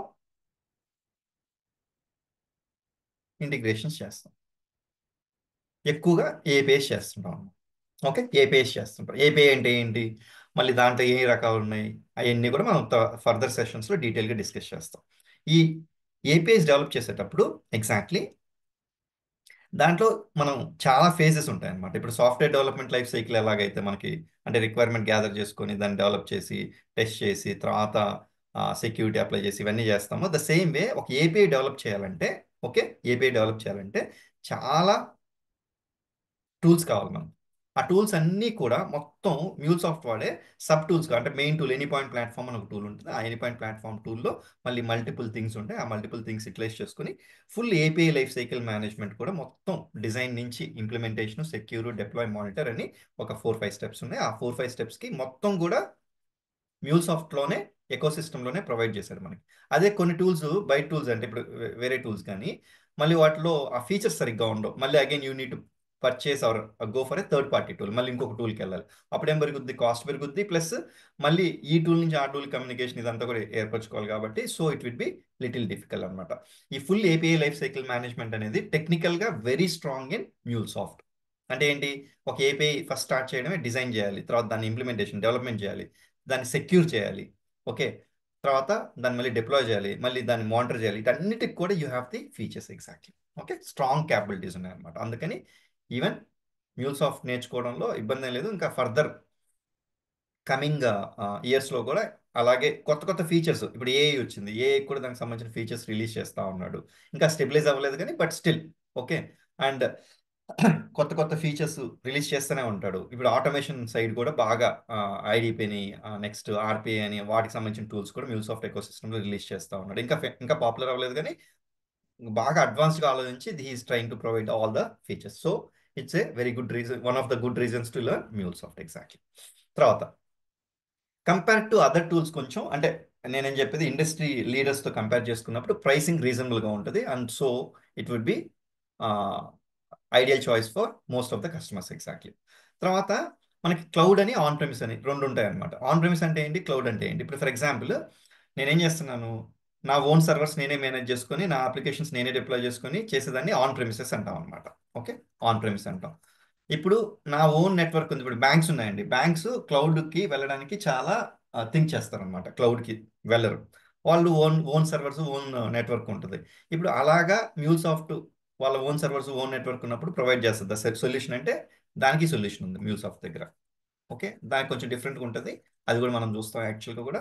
అండ్ క్లౌడ్ ఇప్పుడు ఫర్ ఎగ్జాంపుల్ నాకు నా ఓన్ సర్వర్స్ మేనేజ్ చేసుకోవడం ఇవన్నీ నాకు ఇష్టం లేదు. యాక్చువల్గా కూడా నాకు అంత కెపాసిటీ లేదు. ఆబ్వియస్లీ అప్పుడు ఏంటి cloud solution, just user name password ఇచ్చి లాగిన్ అయిపోయి ఆటోమేటిక్గా నా సిస్టమ్స్ అప్లికేషన్స్ ఇంటిగ్రేషన్స్ అంతా కూడా నేను క్రియేట్ చేసుకోవాలనుకుంటున్నా. దానికి solution cloud mule software provide చేస్తున్నా. రెండు కాంబినేషన్లో వెళ్ళాలనుకుంటున్నా, కొన్ని అటు కొన్ని ఇటు హైబ్రిడ్ ఉంది, అది సపోర్ట్ చేస్తుంది మ్యూల్ సాఫ్ట్. సో ఇప్పుడు ఏమైంది, అందరి కస్టమర్స్ని సొల్యూషన్ ఉన్నాయి, అందరి కస్టమర్స్కి సొల్యూషన్స్ ఉన్నాయి. అప్పుడు ఏమైంది, more number of customers, more development, more jobs, more demand. So అది కూడా ఒక రీజన్. ఎగ్జాక్ట్లీ. Okay, fine. నా ఇంకో జనరిక్ రీజన్స్ ఏంటంటే లెర్న్ ఫాస్టర్ అండ్ ఈజియర్. ఇది నేనేం చెప్పాను మీకు, 80 to 85% డ్రాగ్ అండ్ డ్రాప్. యాక్చువల్గా కూడా ఏం చేస్తాం, జస్ట్ డ్రాగ్ చేస్తాం, డ్రాప్ చేస్తాం, అక్కడ చిన్న కాన్ఫిగరేషన్స్ చేస్తాం. ఆ తర్వాత లైట్గా ఒక 10 to 15%, 15 to 20% ట్రాన్స్ఫర్మేషన్స్ ఉంటాయి. దానికి ట్రాన్స్ఫర్మేషన్స్ అంటే డేటా వీవ్ లాంగ్వేజ్ అని ఒకటి ఉంటుంది. ఆ డేటా వీవ్ లాంగ్వేజ్ యూటిలైజ్ చేసుకుని ట్రాన్స్ఫర్మేషన్స్ కానీ అట్లాంటివి చేస్తాం. అది మనం బేసిక్ నుంచి కవర్ చేసుకుంటాం అనమాట. అందువల్ల ఏంటంటే 80 to 85% ఆఫ్ ద టైము మీరు జస్ట్ డ్రాగ్ డ్రాప్ చేసి కాన్ఫిగర్ చేస్తే మీ జాబ్ అయిపోద్ది. ఈ 10 to 20% ఆఫ్ ద టైం ఈ కాన్ఫిగరేషన్స్, ఈ ట్రాన్స్ఫర్మేషన్స్ రాసుకొని డేటా వీవ్ లాంగ్వేజ్ ద్వారా యూటిలైజ్ చేసుకొని ఈజీగా చేసుకోవచ్చు. అందుకని ఏమవుద్ది, ఈజీగా నేర్చుకోవచ్చు ఫస్ట్. అండ్ ఇది small to medium size tool కాబట్టి ఫాస్ట్గా నేర్చుకోవచ్చు. అదే ఇప్పుడు ఫర్ ఎగ్జాంపుల్ మీరు జావా నేర్చుకోవాలనుకోండి, అట్లీస్ట్ జావా ప్రాపర్గా నేర్చుకుంటే 8 to 12 months పడుతుంది. ఓకే, జావా మొత్తం కొంచెం ప్రాపర్గా నేర్చుకోవాలంటే. లేదు పైథాన్ నేర్చుకోవాలి, అట్లీస్ట్ 3 to 6 months పడుతుంది. అంటే బయట సెషన్స్ ఏమో చాలా తక్కువ చెప్తారండి, 40 సెషన్స్లో, 45 సెషన్స్లో, 50 సెషన్స్లో. కానీ మీరు నిజంగా నేర్చుకుని ఒక జాబ్ క్రాక్ చేయాలంటే it will take more time అని. Okay, so it's very important to understand that MuleSoft లాంటి స్మాల్ టు మీడియం టూల్కే ఇప్పుడు నేను 60 hours కంటెంట్ చెప్తున్నాను. ఓకే, 60 hours అంటే ఒక పెద్ద టూల్కి ఎంత టైం పడుతుందో ఒకసారి మీరే ఆలోచించండి. ఓకే, ఇప్పుడు Salesforce CRM for example, Salesforce MuleSoft దగ్గరగా ఒకే కంపెనీస్ సంబంధించినవి కాబట్టి సేల్స్ ఫోర్స్ సిఆర్ఎం నేర్చుకోవాలంటే జనరల్గా బయట మార్కెట్లో 45 days అని చెప్తారు. కానీ నా లెక్కలో నేను చూసింది ఏంటంటే మినిమం 6 months పడుతుంది. ఓకే, క్లౌడ్లో డెవాప్స్ కానీ ఇలాంటి ఇవన్నీ కూడా మీరు యాక్చువల్గా ఒక 3 years లెవెల్ ఎక్స్పీరియన్స్ వచ్చేదానికి మీకు ఎక్స్పర్టైజ్ కావాలని అంటే ఎక్కువ టైం స్పెండ్ చేయాల్సి వస్తుంది. బట్ మ్యూల్సాఫ్ట్లో ఏంటంటే 2 to 3 months is more than enough. Exactly. Okay, మనం నేను చెప్పింది కరెక్ట్గా ఆ 3 months మీరు ఫోకస్ చేస్తే that's more than enough. Exactly. Okay, next jobs are great in demand. ఎందుకు చెప్పాను, ఆల్రెడీ సేల్స్ ఫోర్స్ అక్వైర్ చేసింది, ఫీచర్స్ ఫుల్గా ఉన్నాయి, ఇంటిగ్రేషన్ స్పేస్లో మార్కెట్ లీడర్లో ఉన్నాడు, అందుకని డిమాండ్ కూడా ఎక్కువే ఉంది. Exactly. And salaries are higher. ఇక్కడ శాలరీస్కి కొంచెం మందికి డౌట్ ఉంటుంది, ఏ రేంజ్లో వస్తుందండి అంటే again I will go for 3 categories. Exactly, 0 to 3, 3 to 5, 5 to 8. 0 to 3 వాళ్ళకి, ఓకే, 0 to 3 వాళ్ళకి నేను అబ్జర్వ్ చేసింది ఏంటంటే 4 to 10 LPA. నేను జనరిక్ చెప్తున్నానండి, దీనికంటే ఎక్కువ వచ్చిన వాళ్ళు కూడా ఉన్నారు. ఓకే,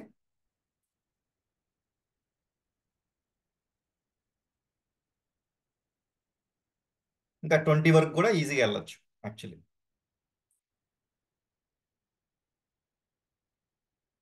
ఓకే, ఈ రేంజ్లో శాలరీస్ ఉంది. Okay, 0 to 3, 4 to 10 LPA, 3 to 5. నేను ఇండియన్ మార్కెట్ గురించి చెప్తున్నానండి ఇక్కడ actually. Okay, 3 to 5, 10 to 15 LPA, 5 to 8, 15 to 30 LPA. Exactly. Okay, even I know people 5 yearsకి 25 lakhs తీసుకునే వాళ్ళు కూడా ఉన్నారు. ఓకే, 5 yearsకి 25 lakhs తీసుకునే వాళ్ళు కూడా ఉన్నారు. It depends on your command over the subject. అంటే when compare to other tools మా శాలరీస్ కూడా వెరీ డిమాండింగ్గా, ప్రామిసింగ్గా ఉన్నాయన్నమాట. మనకి బాగా మనం నెగోషియేట్ చేసి తీసుకునేదానికి స్కోప్ ఉంది. ఓకే, అండ్ ఇంకొకటి ఏంటంటే మ్యూల్సాఫ్ట్ కమ్యూనిటీ వెరీ స్ట్రాంగ్ అండి. Okay, MuleSoft community is very strong. అంటే ఏంటంటే కమ్యూనిటీ అంటే ఏంటంటే ఇప్పుడు మీకు ఒక డౌట్ వచ్చింది, మీరు ఒక ఇంటర్నెట్లో కానీ పోస్ట్ చేశారంటే దానికి ఆల్రెడీ సొల్యూషన్ ఉంటుంది. పోస్ట్ చేయకముందే మీరు ఇలా similar kind of thing check చేసి ఉంటే అక్కడ ఆన్సర్ ఉంటుంది, మీరు అది తీసుకొని దాన్ని మనం ఇంప్లిమెంట్ చేసుకోవచ్చు. అలాగా కమ్యూనిటీ పీపుల్ కూడా చాలా హెల్ప్ఫుల్గా, చాలా ఇదిగా ఉంటారు. అందుకని కూడా మనం ఈజీగా నేర్చుకునేదానికి అవకాశం ఉంటుంది అనమాట. అంటే ప్రాబ్లమ్స్ కూడా ఈజీగా సాల్వ్ చేసుకోవచ్చు. Okay,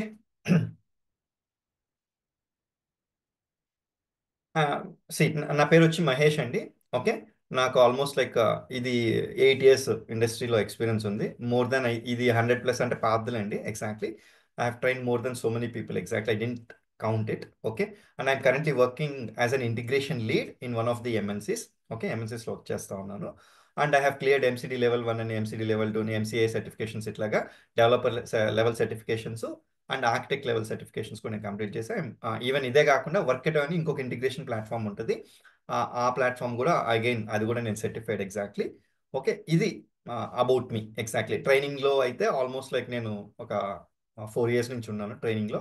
okay, I have train more than so many people. Like even I help so many people to get their jobs as well.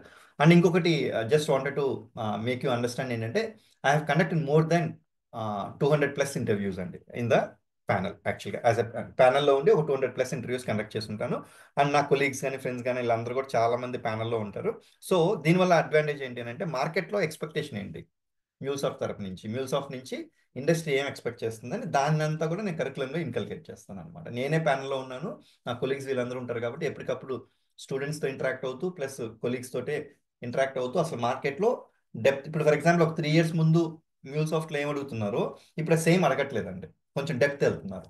అప్పుడు ఏం అడుగుతున్నారు అనేది తెలిస్తేనే కదా నేను కరికులంని చేంజ్ చేయగలుగుతాను. సో అందుకని ఏంటంటే నేను ప్యానల్లో ఉండడం వల్ల I understand the dynamics of the industry exactly very easily.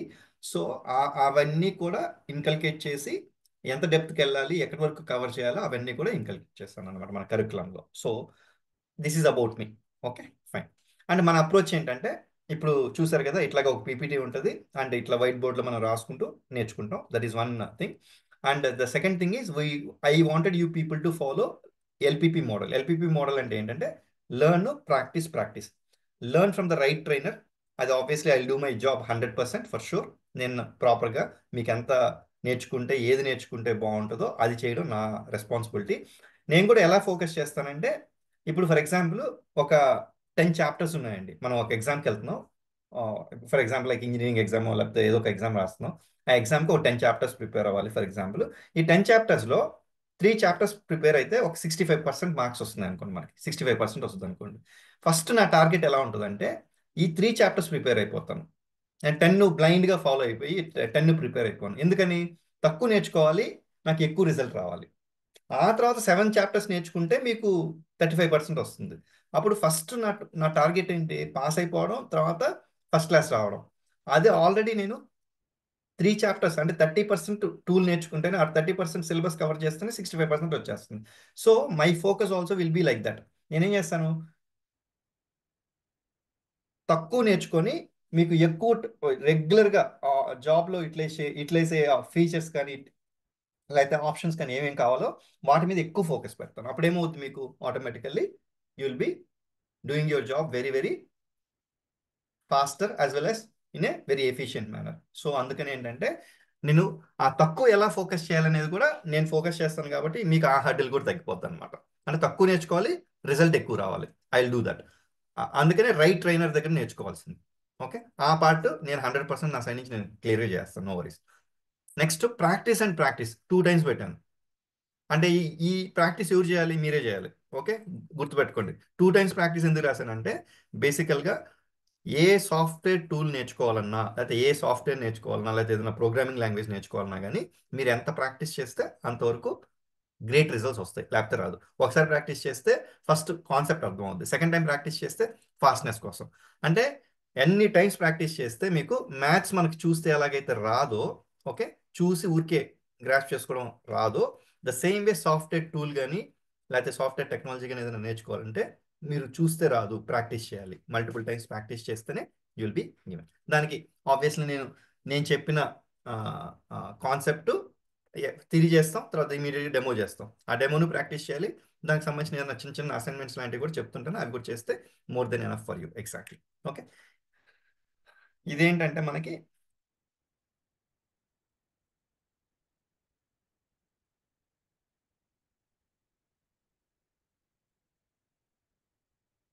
ఇప్పుడు డైలీ 1.5 hours అండి.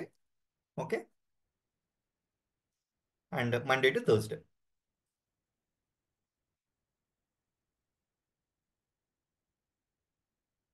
నెక్స్ట్ రికార్డింగ్స్ అన్నీ కూడా మీకు ఎప్పటికప్పుడు డౌన్లోడ్ సారీ ఎప్పటికప్పుడు అప్లోడ్ చేస్తారు and you will be able to refer them for reference exactly. Okay, ఇదంతా కూడా.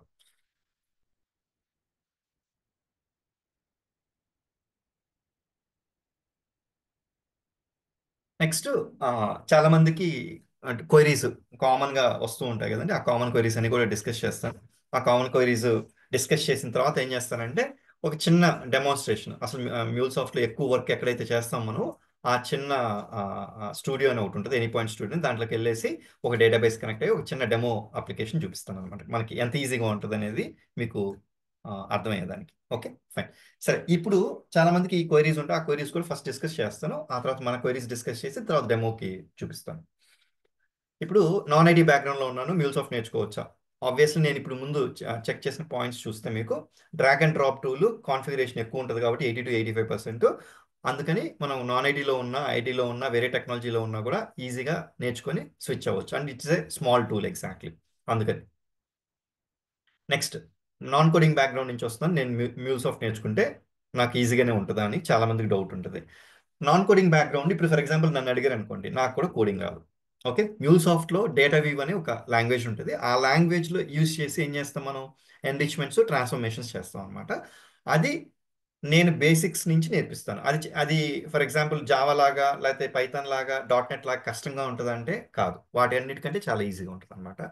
దాంట్లో ఒక 15 to 20 ఫంక్షన్స్ ఉంటాయి. ఆ 15 to 20 ఫంక్షన్స్ మనం కానీ ప్రాపర్గా నేర్చుకుంటే చాలు ఎగ్జాక్ట్లీ.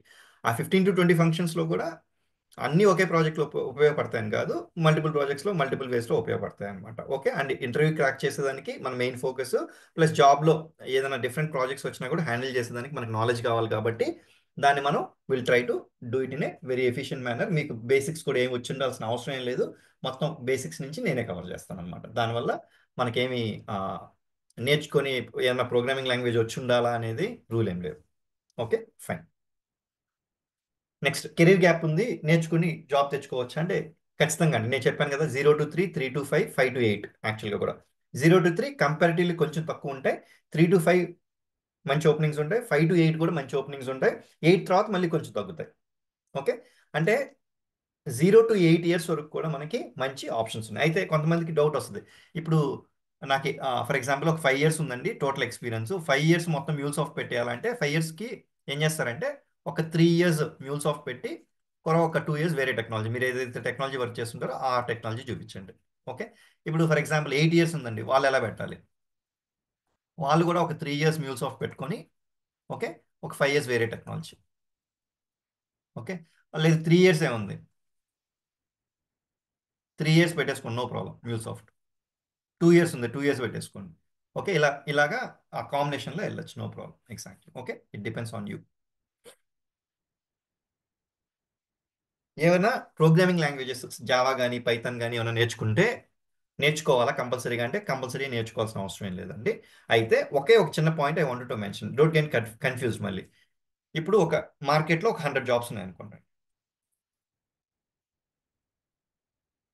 100 జాబ్స్లో ఒక 10 జాబ్స్ మ్యూల్సాఫ్ట్ ప్లస్ జావా అడుగుతాయండి, మ్యూల్సాఫ్ట్ ప్లస్ జావా.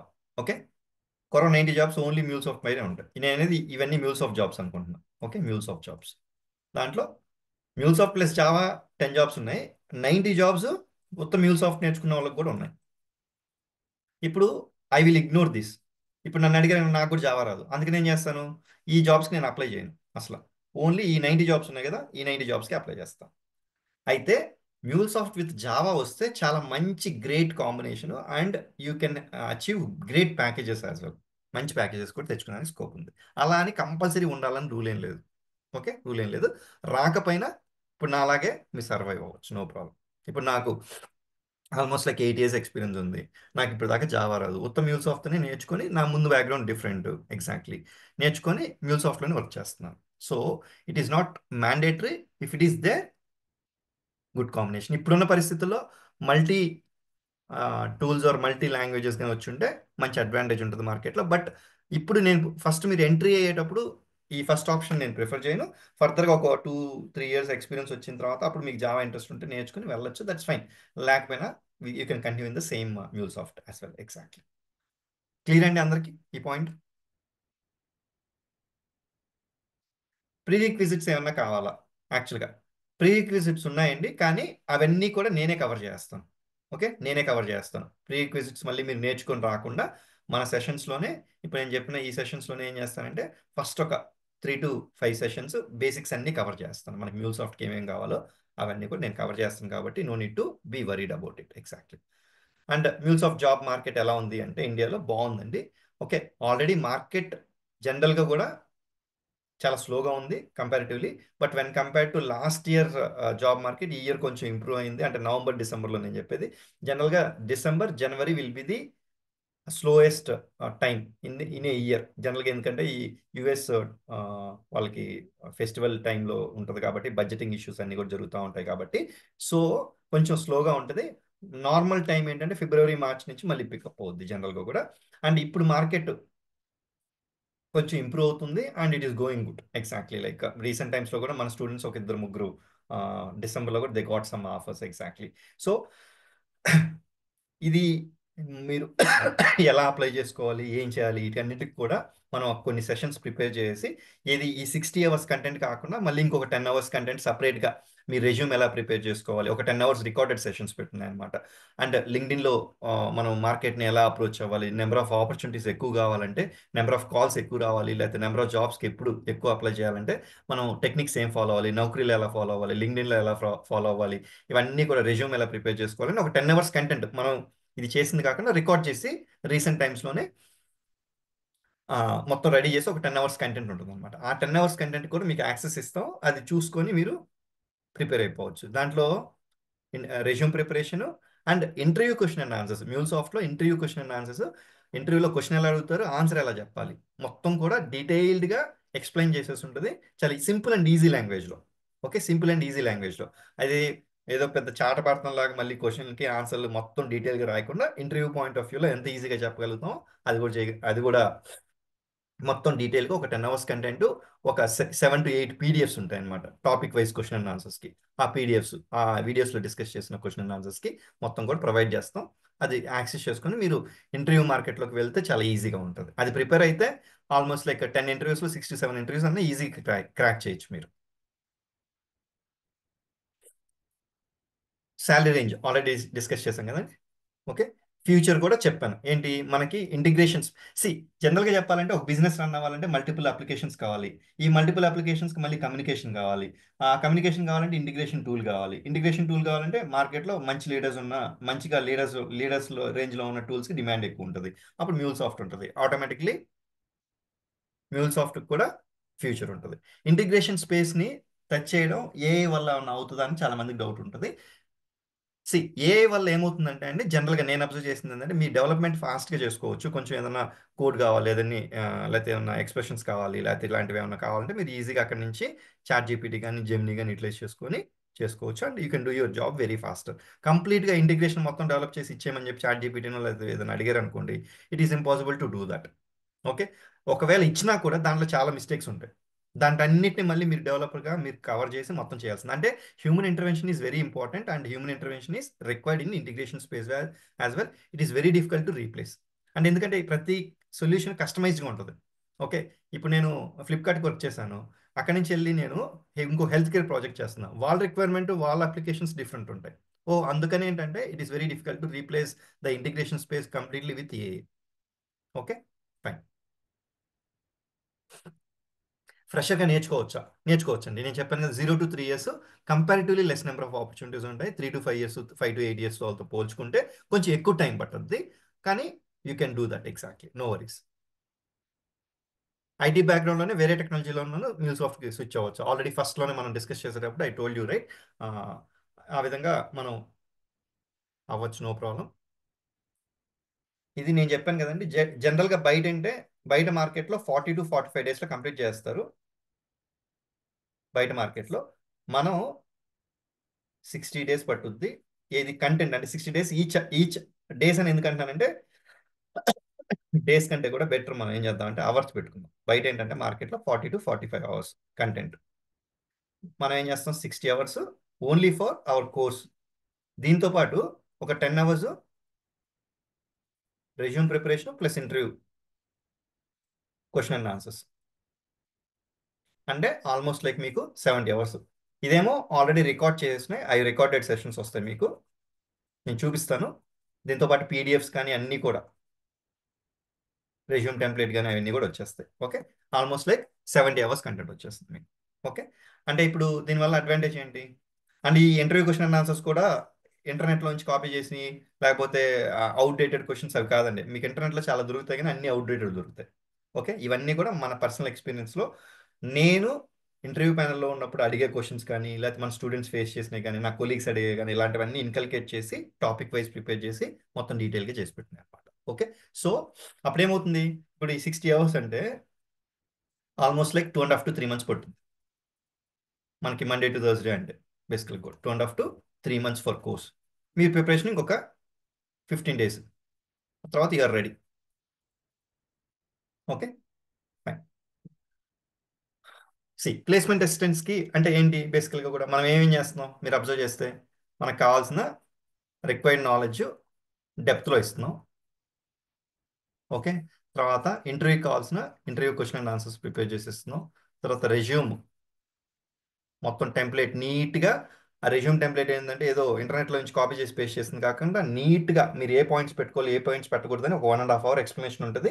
ఒక టెంప్లెట్ కూడా ఎక్స్ప్లెయిన్ చేసి ఉంటుంది. ఆ టెంప్లెట్ని బట్టి మీరు ఈజీగా ఆ టెంప్లెట్లో ఉన్న పాయింట్స్తోనే మీరు రెజ్యూమ్ ప్రిపేర్ చేసుకోవచ్చు. No need to again depend on anything. ఇవన్నీ కూడా మన దగ్గర ఉన్నాయి. అండ్ నౌకరీలో కాల్స్ ఎక్కువ ఎలా తెచ్చుకోవాలి, లింక్డ్ఇన్లో ఎలా కాల్స్ ఎక్కువ తెచ్చుకోవాలో కూడా ఆల్రెడీ డిస్కస్ చేసి ఉంటుంది ఆ వీడియోస్లోనే. So you have all the required information to crack the job. మీ ఎఫర్ట్ పెట్టాలి. Okay, fine. అయితే ఇప్పుడు నేను చూపిస్తాను మీకు ఒకసారి ఏంటంటే,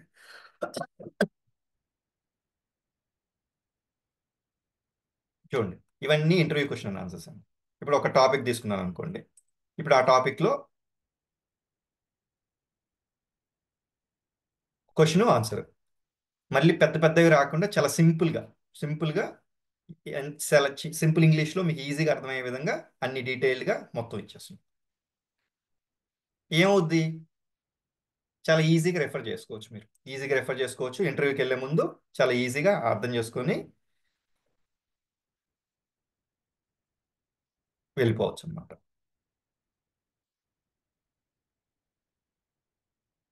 నేను టెంప్లెట్ చెప్పాను కదా రెజ్యూమ్ది,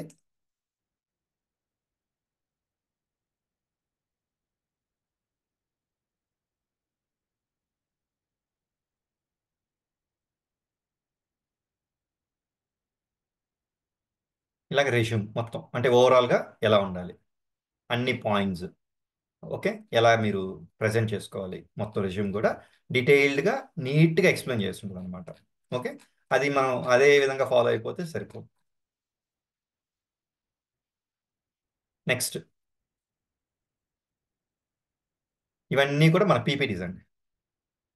ఇప్పుడు మన క్లాసెస్ జరుగుతాయి కదా, ఒక్కొక్క సెషన్కి ఒక్కొక్క పీపీటీ అనమాట. ఆ పీపీటీలో మనం ఇప్పుడు ఎలాగైతే డిస్కస్ చేసామో ఆ డీటెయిల్డ్గా ఇదంతా జరుగుతుంది. అండ్ కోర్స్ కంటెంట్ ఆల్రెడీ మనకి మీకు జస్ట్ గ్లాన్స్ ఇవన్నీ టాపిక్స్ కవర్ చేస్తాం. ఇదేం చేస్తానంటే రేపు సెషన్లో డీటెయిల్డ్గా అసలు ఏం కోర్స్ మొత్తం కరికులం ఏమేమి కవర్ చేస్తున్నామో మొత్తం డీటెయిల్గా విల్ ట్రై టు సీ. చూడండి, ఫస్ట్ ప్రీ రిక్విజిట్స్ కావాలి, అవన్నీ నేనే డిస్కస్ చేస్తాను, మళ్ళీ మీరు నేర్చుకోవాల్సిన అవసరం లేదు. తర్వాత మ్యూల్సాఫ్ట్ ఏంటి, ఆ తర్వాత బేసిక్స్, తర్వాత డిప్లాయ్మెంట్ స్ట్రాటజీస్, కన్జ్యూమర్ ఈ రెస్టారెంట్ సోప్ వెబ్ సర్వీసెస్ కానీ, database related, property sectionalization, object store, scatter gather and choice అని ఉంటుంది. తర్వాత జేఎంఎస్ సంబంధించినవి, డేటా వ్యూ, తర్వాత ఎక్సెప్షన్ ఎర్రర్ హ్యాండ్లింగ్ ప్రతిదీ ఇంపార్టెంట్. తర్వాత unit testing, API led connectivity, design APIs, ఇవన్నీ టాపిక్స్ అండి. ఓకే, ఇవన్నీ టాపిక్స్ ఆల్మోస్ట్ లైక్ 22 మాడ్యూల్స్ వస్తాయి. ఈ 22 మాడ్యూల్స్లో ఈ 22 మాడ్యూల్స్ కానీ మీరు ప్రాపర్గా ప్రిపేర్ అయ్యి ప్రాపర్గా కానీ చేస్తే it is more than enough కదా మార్కెట్. ఎగ్జాక్ట్లీ మీరు 3 years ఎక్స్పీరియన్స్ లెవెల్ వచ్చేస్తుంది మీకు. ఎగ్జాక్ట్లీ. ఓకే, అన్ని డీటెయిల్డ్గా అడ్వాన్స్ లెవెల్ కాన్సెప్ట్స్ కూడా కవర్ చేస్తున్నాయండి దీంట్లో. అంటే ఒక 3 years పర్సన్ మ్యూల్సాఫ్ట్ ఎక్స్పీరియన్స్ డెవలపర్ ఎంత రేంజ్ కావాలో దానికంటే ఎక్కువే ఉంటుంది అనమాట. ఓకే,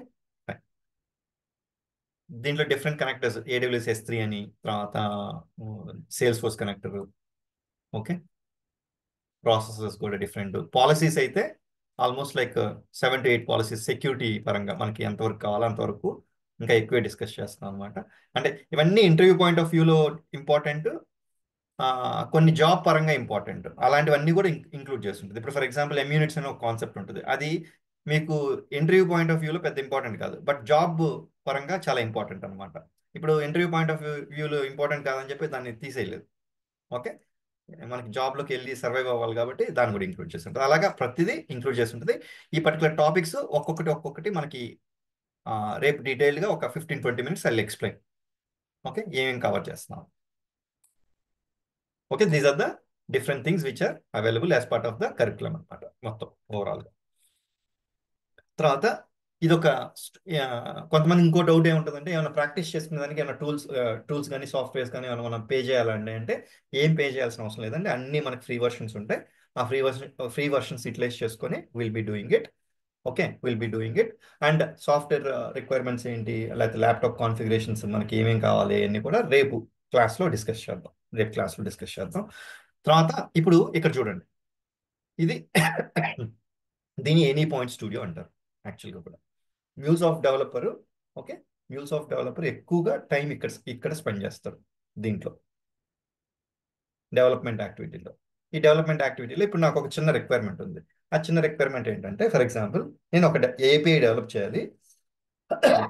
ఆ ఏపీఐని నేను ఏం చేయాలంటే, నాకు ఎంప్లాయీ ఐడి నేను పంపిస్తే ఆ ఎంప్లాయీకి సంబంధించిన డీటెయిల్స్ కావాలి నాకు. ఎక్కడ ఉన్నాయి ఎంప్లాయీ డీటెయిల్స్? ఒక డేటాబేస్లో కనెక్ట్ అయ్యింది. నా రిక్వైర్మెంట్ ఏంటంటే, ఒక ఏపీఐ డెవలప్ చేయాలి. ఇది ఏపీఐ, వెనక డేటాబేస్ బ్యాక్ ఎండ్లో డేటాబేస్ ఉంది.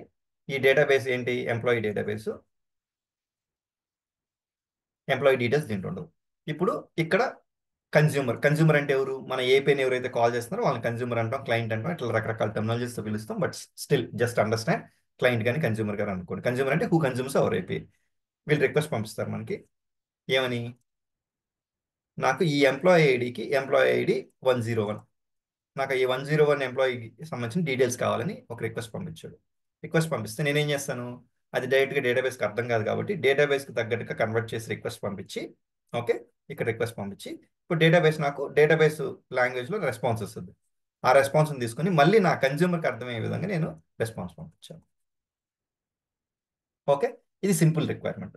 ఈ రిక్వైర్మెంట్ చేసేదానికి జావాలోనూ .NETలోనూ పైథాన్లోనూ ఎట్లా చేయాలంటే చాలా కోడ్ రాయాలి మనం. అదే మ్యూల్సాఫ్ట్లో సింపుల్గా ఏం చేస్తాం, ఇక్కడికి వెళ్తాం, చూడండి ఈ ఫైల్ అని ఇక్కడ క్లిక్ చేస్తాను. ఇక్కడ మ్యూల్ ప్రాజెక్ట్ అని ఇక్కడ క్లిక్ చేసి ఒక కొత్త ప్రాజెక్ట్ క్రియేట్ చేస్తున్నాను.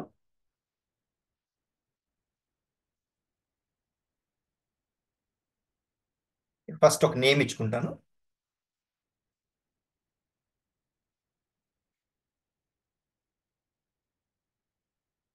ఒక నేమ్ ఇచ్చాను, మ్యూల్సాఫ్ట్ డివి డెమో ఏపీఐ.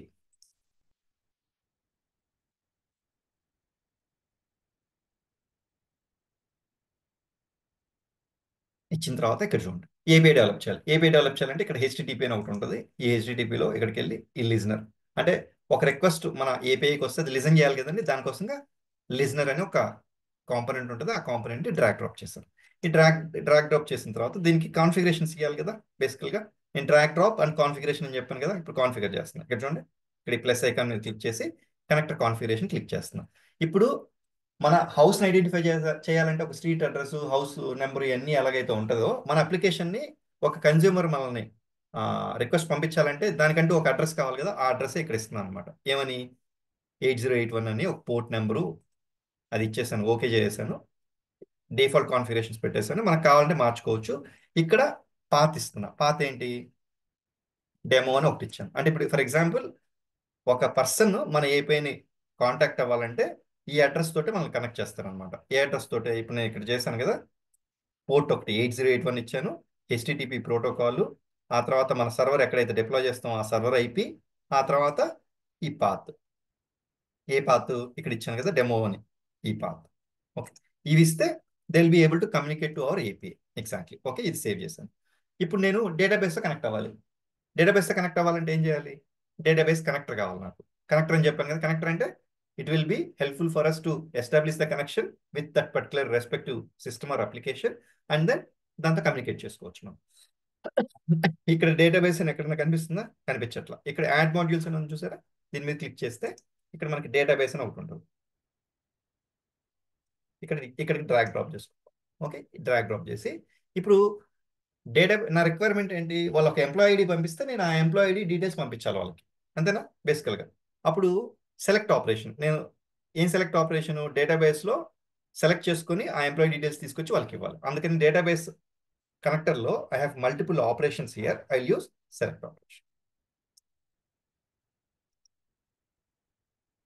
ఓకే, ఈ సెలెక్ట్ ఆపరేషన్లో ఇప్పుడు ఏం చేయాలి? నేను ఫస్ట్ డేటాబేస్ కనెక్ట్ అయ్యేదానికి డీటెయిల్స్ ఇవ్వాలి. యూజర్ నేమ్, పాస్వర్డ్, ఇలాంటి డీటెయిల్స్ అన్ని ఇవ్వాలి కదా.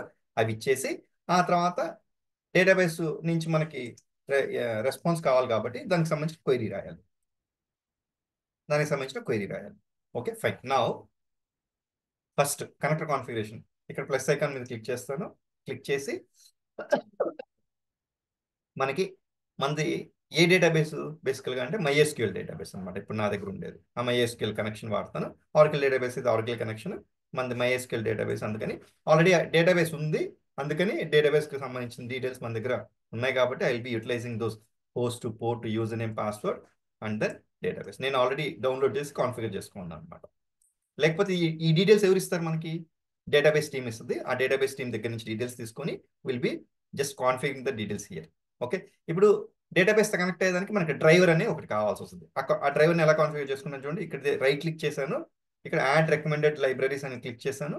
క్లిక్ చేస్తే ఓకే చేయగానే ఇక్కడ ఒక గ్రీన్ సింబల్ వచ్చింది, అంటే ఆ డ్రైవర్ ఇన్స్టాల్ అయిపోయింది అనమాట బేసికల్గా. ఓకే, ఇప్పుడు ఫస్ట్ ఇక్కడ హోస్ట్. ఈ హోస్ట్ ఏంటి? ఇప్పుడు డేటాబేస్ ఎక్కడ ఉంది? నా సిస్టంలోనే ఉంది బేసికల్గా, అందుకని లోకల్ హోస్ట్ ఇస్తుంది. అదే ఆర్గనైజేషన్ ఎలా ఉంటుంది? వాడు ఒక ఐపీ ఇస్తాడు. ఓకే, ఐపీ ఇస్తాడు, ఆ ఐపీ డీటెయిల్స్ ఇస్తాం. తర్వాత పోర్ట్ 330. ఇప్పుడు డేటాబేస్ టీమ్ ఇవ్వాలి, వాళ్ళు ఇచ్చారు కాబట్టి అవన్నీ నోట్ చేస్తాను. నా దగ్గర ఆల్రెడీ మైండ్లో ఉన్నాయి కాబట్టి I'm telling here. User root, password వచ్చేసి విజన్ 2022 అనుకుంటా. Okay, fine. డేటాబేస్ ఏది?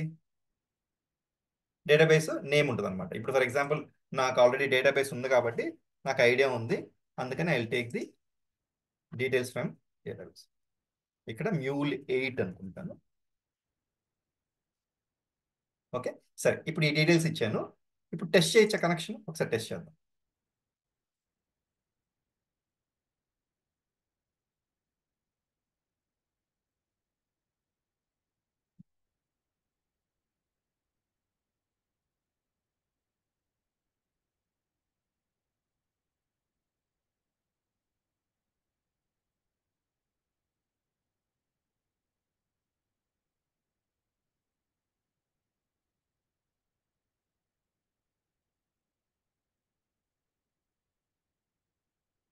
చూడండి, టెస్ట్ కనెక్షన్ సక్సెస్ఫుల్ అంటే దాని అర్థమైంది, మనం we're able to establish the connection. Okay, సరే. ఇప్పుడు ఒక పని చేస్తాం, జస్ట్ నేను యూజర్ నేమ్ తప్పిస్తాను. ఇప్పుడు అవుద్దో చూడండి, ఏం చెప్తుంది? You are not able to establish the connection, అంటే రైట్ డీటెయిల్స్ ఇస్తే కానీ మనకి కనెక్ట్ అవ్వదు. డ్రాగ్ డ్రాగ్ డ్రాప్ చేశాను, కాన్ఫిగర్ చేశాను. I'm able to communicate with the database. డేటాబేస్తో కమ్యూనికేట్ అవ్వగలుగుతున్నా, బట్ ఏ డీటెయిల్స్ కావాలి, ఏం కావాలి అని చెప్పి మొత్తం క్వైరీ రాయాలిగా బేసికల్గా. మనకి ఇక్కడ చూస్తే ఇక్కడ SQL క్వైరీ రాయాలి. ఇప్పుడు ఆ డేటాబేస్లో టేబుల్స్ ఏంటి? బేసికల్గా మనం వెళ్ళి ఆ డీటెయిల్స్ అన్ని డేటాబేస్ టీమ్ ఇస్తుంది. ఇప్పుడు డేటాబేస్ టీమ్ మనకు సపరేట్గా లేదు కాబట్టి మనమే ఇక్కడ ఆల్రెడీ ఉన్న డీటెయిల్స్ ప్రకారంగా యూటిలైజ్ చేసుకోండి. ఓకే, ఇవన్నీ నేను మన డేటాబేస్ కాంపోనెంట్ డిస్కస్ చేసేటప్పుడు డీటెయిల్గా చూపిస్తాను, but just understand exactly.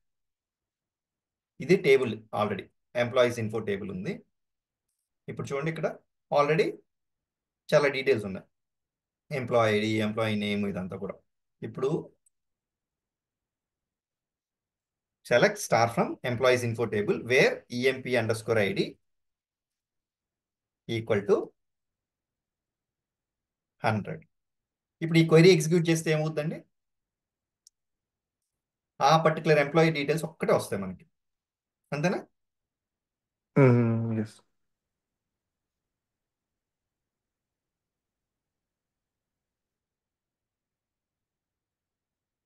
Okay, ఏం ప్రాబ్లం ఉంది? Error code EMP EMP యూకేఎల్.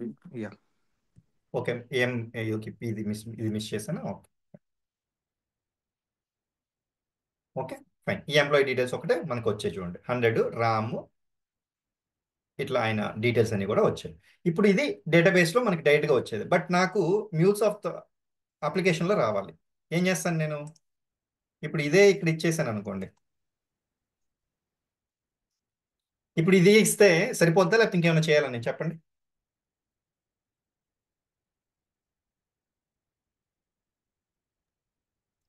Input parameters pass చేయాలనుకుంటా. I think so. ఓకే, అంటే ఇన్పుట్ పారామీటర్స్ కూడా వదిలేసేయండి. అసలు జనరల్గా ఇప్పుడు ఇది ఇచ్చానండి నేను. ఇది ఇస్తే ప్రతిసారి 100 డీటెయిల్స్ వస్తాయా లేకపోతే నేను పాస్ చేసిన డీటెయిల్స్ వస్తాయా? It will B static because dynamic గా ఏం వాల్యూ పాస్ చేయట్లేదు ఇది కాబట్టి. డైనమిక్ చేయాలి అంతే కదా బేసికల్గా. ఓకే, ఇప్పుడు నేను 100 కాకుండా ఇక్కడ దీనికి సంబంధించిన ఇన్పుట్ వాల్యూస్ పాస్ చేయాలి అంతేనా? అంతే. దానికి ఏం చేస్తానంటే మీరు చెప్పినట్టుగా ఇన్పుట్ పారామీటర్ 2 విధాలుగా చేయొచ్చు, బట్ బెస్ట్ ప్రాక్టీస్ ఫాలో అవుతున్నాను నేను. ఓకే, EMP_ID ఏం చేశాను ఇక్కడ? ఇట్లా కోలన్ పెట్టి ఇట్లా EMP ID పాస్ చేస్తానని చెప్పాను. ఇప్పుడు EMP ID ఎక్కడ నేను పాస్ చేయాలంటే ఇక్కడ పాస్ చేయాలి. ఓకే, ఇక్కడ పెట్టి EMP ID ఇది ఎక్కడి నుంచి వస్తుంది? ఇప్పుడు ఇన్పుట్ ఎవరైతే పేలోడ్ API కన్జ్యూమ్ చేసుకున్నారో వాళ్ళ నుంచి వస్తుంది అంతేనా? కరెక్టేనా? ఎస్. ఓకే, వాళ్ళు ఎలా పాస్ చేస్తారంటే మనకి బాడీలో వస్తుంది, ఆ బాడీలో వచ్చిందని EMP ఐడిని ఇలా పాస్ చేస్తున్నారు అనుకున్నాం. ఇప్పుడు వాళ్ళు EMP ID 100 అని పాస్ చేస్తే 100 డీటెయిల్స్ వస్తాయి, 101 అని పాస్ చేస్తే 101 అంటే డైనమిక్ అయిపోయింది. చూసారా? గమనించారా మీరు చూస్తే? ఓకే సరే, ఇప్పుడు ఈ పేలోడ్ డాట్ అని ఎలా రాశారంటే చూపిస్తాను ఎగ్జాక్ట్లీ. ఏం చేస్తున్నా అంటే నేను లాగర్ ప్రింట్ చేసుకుంటున్నాను. ఓకే, ఫస్ట్ రావడం ఒక లాగర్, తర్వాత ఒక లాగర్.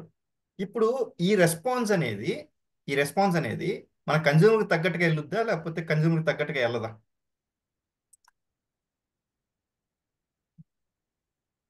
వెళ్ళదు. ఎందుకని? ఇది డేటాబేస్ రిలేటెడ్ ఫార్మాట్లో ఇస్తుంది. ఇచ్చినప్పుడు దాన్ని కన్వర్ట్ చేయాలా? అందుకని కన్వర్ట్ చేస్తున్నాను. దానికి ఏం చేశాను? ఇక్కడ ఒక ట్రాన్స్ఫర్ మెసేజ్ అని ఉంది, ఆ ట్రాన్స్ఫర్ మెసేజ్ని డ్రాగ్ డ్రాప్ చేశాను. ఇక్కడ దాన్ని నేను JSON ఫార్మాట్లో పంపించాలనుకుంటున్నాను. ఇండస్ట్రీలో ఎక్కువ APIస్కి ఫార్మాట్ వాడేది ఏంటి అని అంటే JSON డేటా ఫార్మాట్. ఆ JSON ఫార్మాట్లో పంపించాలనుకుంటున్నాను. Okay fine.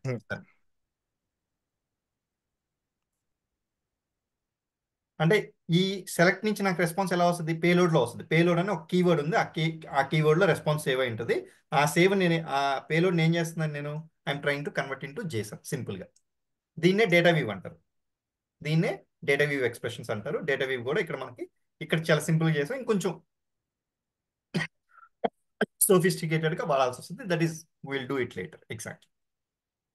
ఇప్పుడు లాగర్లో నేను ఫస్ట్ మనకి ఏమొస్తుందో అది ప్రింట్ చేయాలనుకుంటున్నా. Okay fine. ఇక్కడ కూడా పేలోడ్ అని ప్రింట్ చేయాలనుకుంటున్నా. ఈ లాగర్స్ ఏం చేస్తాయి? జస్ట్ మనకి ఇన్ఫర్మేషన్ ప్రింట్ అవుద్ది అంతే. కానీ ఇప్పుడు ఏం చేస్తున్నాను? ఈ API ఏం చేస్తుంది?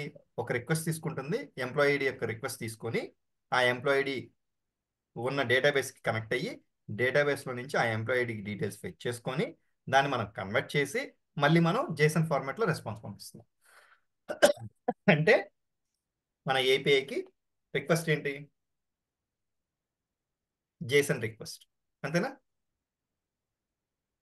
తర్వాత రెస్పాన్స్ ఏంటి? JSON response. ఇది కావాలి.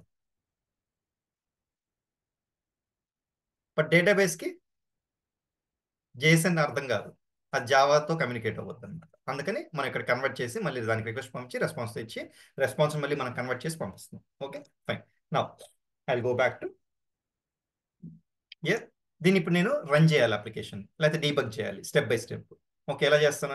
ఇక్కడ చూడండి, వైట్ స్పేస్లో క్లిక్ చేసి డీబగ్ చేద్దాం అనుకుంటున్నా. ఓకే, డీబగ్ చేసి ఇక్కడ ఏం చేస్తున్నాను? స్టెప్ బై స్టెప్ చూపించాలనుకుంటున్నాను కాబట్టి జస్ట్ ఒక బ్రేక్ పాయింట్ యాడ్ చేశాను. తర్వాత ఇప్పుడు దీన్ని టెస్ట్ చేయాలా నేను? పోస్ట్ మ్యాన్ అని ఒక టూల్ వాడతాను.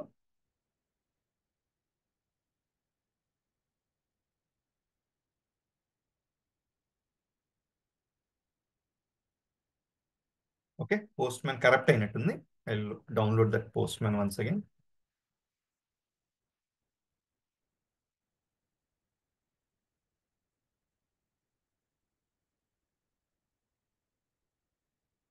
ఓకే, ఈ పోస్ట్ మ్యాన్ ఏంటి? ఏపీఐ టెస్టింగ్ టూల్ అండి. Okay, it is A API testing tool. ఒక ఏపీఐని డెవలప్ చేసినప్పుడు ఆ డెవలప్ చేసిన దాన్ని టెస్ట్ చేసుకోవాలంటే మనకి టూల్ కావాలి. ఆ టూలే పోస్ట్ మ్యాన్ బేసికల్.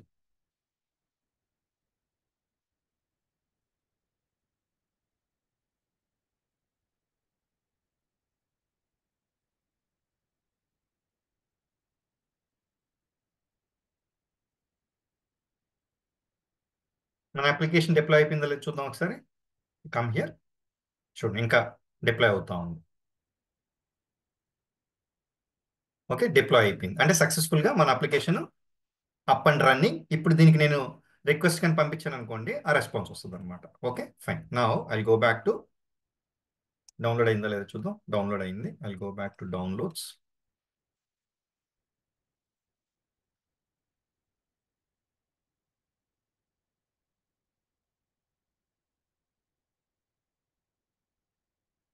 ఇది జస్ట్ దీన్ని డౌన్లోడ్ చేసి ఇన్స్టాల్ చేయడం అంటే ఏం లేదు. ఆ డౌన్లోడ్ చేసి డైరెక్ట్గా దీని మీద క్లిక్ చేస్తే ఇన్స్టాల్ అయిపోతుంది అంతే.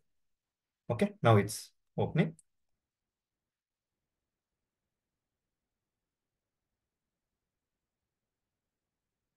జనరల్గా ఏం జరుగుద్ది? మామూలుగా అయితే ఈ పర్టికులర్ డీటెయిల్కి ఒక అప్లికేషన్ ఉందనుకోండి. ఈ అప్లికేషన్ ఫర్ ఎగ్జాంపుల్ మన ఏపీ, ఇప్పుడు ఈ కన్జ్యూమర్ అనేది మొబైల్ అప్లికేషన్ అనుకోండి. మొబైల్ అప్లికేషన్లో హెచ్ఆర్ ఎంప్లాయీ ఐడి ఇచ్చాడు. వాళ్ళు get details of this particular employee ID అని క్లిక్ చేశాడు. అప్పుడు ఈ ఈ పర్టికులర్ ఫ్రంట్ ఎండ్ అప్లికేషన్ మన దగ్గర లేదు కాబట్టి ఆ ఫ్రంట్ ఎండ్ అప్లికేషన్ ఎవరు డెవలప్ చేస్తారు? Front end developer. అది లేదు కాబట్టి వాళ్ళు వచ్చే లోపల, వాళ్ళు డెవలప్ చేసే లోపల మనం అక్కడ పోస్ట్ మ్యాన్ అనే ఒక టూల్ యూటిలైజ్ చేసుకుని పోస్ట్ మ్యాన్ ద్వారా టెస్ట్ చేసుకుంటున్నాం అనమాట. ఓకే, సో అందుకని డిలే చేసుకోకుండా, లేదంటే వీళ్ళు ఫ్రంట్ ఎండ్ అప్లికేషన్ కూడా డెవలప్ చేసి మనం ఏపీఐ డెవలప్ చేసినాం, వీళ్ళేమో లేట్ చేస్తా ఉన్నారు. అప్పుడు వాళ్ళ మీద డిపెండెన్సీ లేకుండా ముందుగా మనం టెస్ట్ చేసి పెట్టేసుకుంటే మనది రెడీ ఉంటుంది. వాళ్ళది రెడీ అయిన తర్వాత మళ్ళీ end to end testers test చేస్తారు యాక్చువల్గా కూడా. Okay fine. నౌ మనం ఒక కొత్త రిక్వెస్ట్, ఇదిగోండి ఇక్కడ ప్లస్ ఐకాన్ ఉంది కదా, దీని మీద క్లిక్ చేసి మనం ఏంటి హెచ్టిటిపి ఆల్రెడీ అక్కడ మనం లిజనర్లో పెట్టింది. తర్వాత మన ఏపీ ఎక్కడ డిప్లాయ్ అయింది? నా లోకల్ ల్యాప్టాప్లో అయింది కాబట్టి దాన్ని లోకల్ హోస్ట్ అంటారు బేసికల్గా. లోకల్ హోస్ట్ పోర్ట్ నెంబర్ ఏమి ఇచ్చాను? :8081. అక్కడ నేను లిజనర్ కాన్ఫిగర్ చేసేటప్పుడు పాత్ ఏమి ఇచ్చాను? డెమో అని ఇచ్చాను. ఓకే, ఇది ఇప్పుడు మన ఏపీఐని నేను హిట్ చేస్తే ఇప్పుడు మన ఏపీఐకి రిక్వెస్ట్ వస్తుంది. ఓకే, రిక్వెస్ట్ వస్తుంది. ఇప్పుడు నేను ఎంప్లాయీ ఐడి పాస్ చేయాలా? ఎక్కడ పాస్ చేస్తున్నాను? ఈ బాడీలో పాస్ చేస్తున్నాను. రకరకాలుగా పంపించవచ్చండి, డిఫరెంట్ వేస్లో. But I'm trying to send that in a body. Body ఇక్కడ నన్ను ఉంది కదా, నన్ను బదులు రా సెలెక్ట్ చేసుకోవాలి. తర్వాత జేసన్ అని ఉంటుంది, జేసన్ సెలెక్ట్ చేసుకోవాలి. ఓకే, రిక్వెస్ట్ పంపిస్తుంది. జేసన్ ఫార్మాట్లో రిక్వెస్ట్ పంపిస్తుంది. ఎలా పంపించాలి? Employee ID EMP ID already నేను అక్కడ నోట్ చేసిన ప్రకారంగానే పంపిస్తున్నాను అనమాట. ఇప్పుడు 100. ఇప్పుడు రిక్వెస్ట్ హిట్ చేశాను అనుకోండి, ఏమవుద్ది? డీబగ్లో పెట్టి ఇక్కడ బ్రేక్ చేయమని చెప్పాను కాబట్టి ఇక్కడ స్టాప్ అవుద్ది రిక్వెస్ట్ వచ్చి.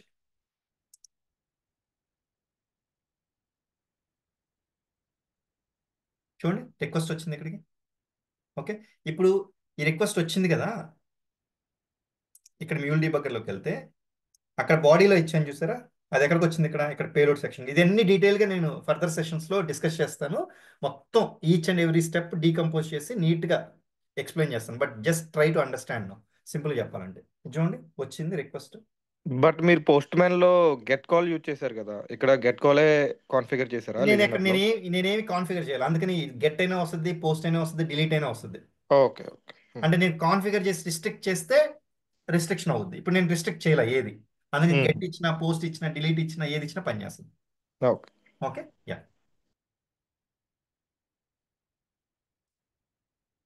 ఇప్పుడు రెస్పాన్స్ వచ్చిందో చూడండి. ఈ సెలెక్ట్ అయిపోయింది, సెలెక్ట్ నుంచి రెస్పాన్స్ వచ్చింది. ఇది ఏ ఫార్మాట్లో ఉంది చూడండి? Java format. జావాలో ఉంది. ఇప్పుడు నేను జావా పంపిస్తే మన కన్జ్యూమర్కి అర్థం అవుద్దా? అర్థం కాదు. వాళ్ళకి జేసన్లో కావాలి. అప్పుడు ఏం చేస్తాను? జేసన్లోకి ట్రాన్స్ఫర్ మెసేజ్ చేస్తాను. సో పేలోడ్ ఆల్వేస్ జావానా, లేకపోతే అలా? అలా కాదు. Hmm.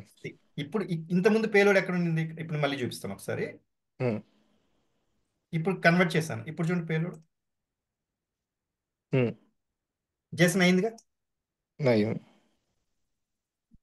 అంటే కన్వర్ట్ చేసా కదా, జావాలో నుంచి వచ్చిన రెస్పాన్స్ ని జేసన్ కన్వర్ట్ చేసా. ఇక్కడ మీరు అబ్జర్వ్ చేస్తే అంటే ఉమ్, డేటాబేస్ నాకు జావా ఫార్మాట్లో ఇస్తుంది. ఉమ్, డేటాబేస్ రెస్పాన్స్ ఎక్కడ సేవ్ అయింది? పేలోడ్లో సేవ్ అయింది. ఇప్పుడు పేలోడ్ ఓవర్ రైట్ చేశా. ఓవర్ రైట్ చేసి దాన్ని కన్వర్ట్ చేశా జేసన్లోకి. ఇప్పుడు నేను రెస్పాన్స్ కన్జ్యూమర్కి పంపిస్తున్నా. ఓకే. పంపిస్తే ఇప్పుడు ఏమైంది చూడండి. Postmen 200 okay success. జేసన్ ఫార్మాట్లో వచ్చిందా లేదా చూడండి ఇక్కడ రెస్పాన్స్ కన్జ్యూమర్. ఉమ్, ఓకే. ఇప్పుడు నేను రిక్వెస్ట్ మళ్ళీ పంపిస్తున్నా రిక్వెస్ట్. ఇప్పుడు ఇక్కడ పేలోడ్ ఏముందో చూడండి. ఎంప్లాయీ ఐడి ఉంది, ఫార్మాట్ ఉమ్, ఏముంది? జేసన్ ఉందా జావా ఉంది? జేసన్ ఉంది. ఎందుకని జేసన్లో పంపించాను కదా, జేసన్లోనే ఉంది. Um, not the point right. But um, JSON input డేటాబేస్కి అర్థం అవుద్దా? అర్థం అర్థం కాదు. అందుకని ఏం చేస్తాను, ఇక్కడ ఈ కనెక్టర్ కాన్ఫిగరేషన్ దగ్గర చేసేటప్పుడు ఇక్కడ ఇది ఆటోమేటిక్గా జావాగా కన్వర్ట్ చేసుకుంటుంది ఇన్పుట్ పంపించేటప్పుడు. ఇక్కడ ఈ కనెక్టర్ వల్ల కన్వర్ట్ ఓకే. చేసుకుని జావాలో పంపిస్తుంది. రెస్పాన్స్ జావాలో ఇచ్చింది. నాకు జావా అర్థం కాదు కాబట్టి నేను మళ్ళీ ఇక్కడ జేసన్లో కన్వర్ట్ చేసుకుని రెస్పాన్స్ పంపిస్తాను.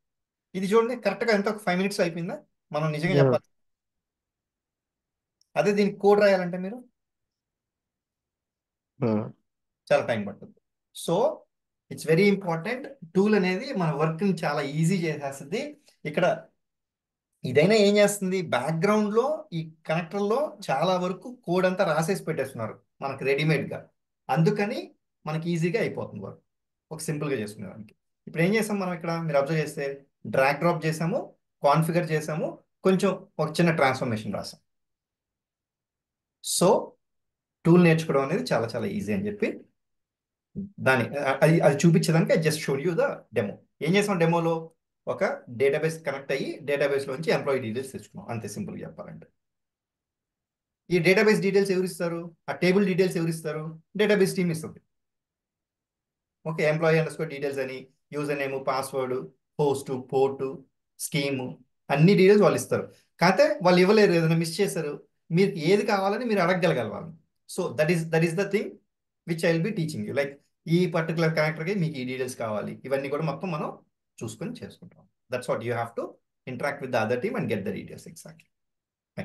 Now this is the simple demo exactly. ఇలాంటివి కొంచెం ఫస్ట్ వెరీ స్మాల్ థింగ్స్ చేసుకొని తర్వాత మీడియం లెవెల్కి వెళ్ళి తర్వాత కాంప్లెక్స్ లెవెల్ కూడా ఎగ్జిక్యూట్ చేస్తాం అన్నమాట. Okay. With this the demo is over and I just wanted to inform you people, రేపు కూడా session you people can attend for free actually. I think రేపు ఎల్లుండి కూడా. Okay. Um, Another 2 sessions you people can attend for free, and from Thursday it will be paid version on that. Okay, only for okay. people who register for the match, then you will be able to attend from Thursday. Exact. Yeah. Okay. If you have any questions, we can discuss now. ఇప్పుడు database కి మనకి output వచ్చేసి Java వచ్చింది కదా. అవునండి. So every connector కి ఒక different ఉంటుందా లైక్ అవుట్పుట్? అది మనం ఎక్కడ చెక్ చేసుకోవచ్చు? ఇప్పుడు ఇక్కడ నేను డీబగ్ చేశానండి. డీబగ్ చేసిన తర్వాత నాకు అర్థమైందా? అంటే మనం డీబగ్ చేస్తేనే తెలుస్తుందా లేకపోతే ఏదైనా అంటే మీ ఆప్షన్ ప్రాక్టీస్ లేకపోతే? వల్ల, ఇప్పుడు ఫర్ ఎగ్జాంపుల్ లేదా డాక్యుమెంటేషన్ అయినా they will mention okay. The point right. Um, okay. So ఇక్కడ నుంచి నేను ఇక్కడ డీబగ్ రాగానే ఇక్కడ నాకు ఐడియా వచ్చింది కదా, ఇక్కడ ఏ ఫార్మాట్ అని. ఉమ్, ఓకే. అది లేదా documentation exact. Okay. Yeah. Hi, Any Mahesh. other questions అండి? Yeah, one query. Oh, generic question. What is the difference between MuleSoft and Workato? Actually, I just browsed regarding Workato.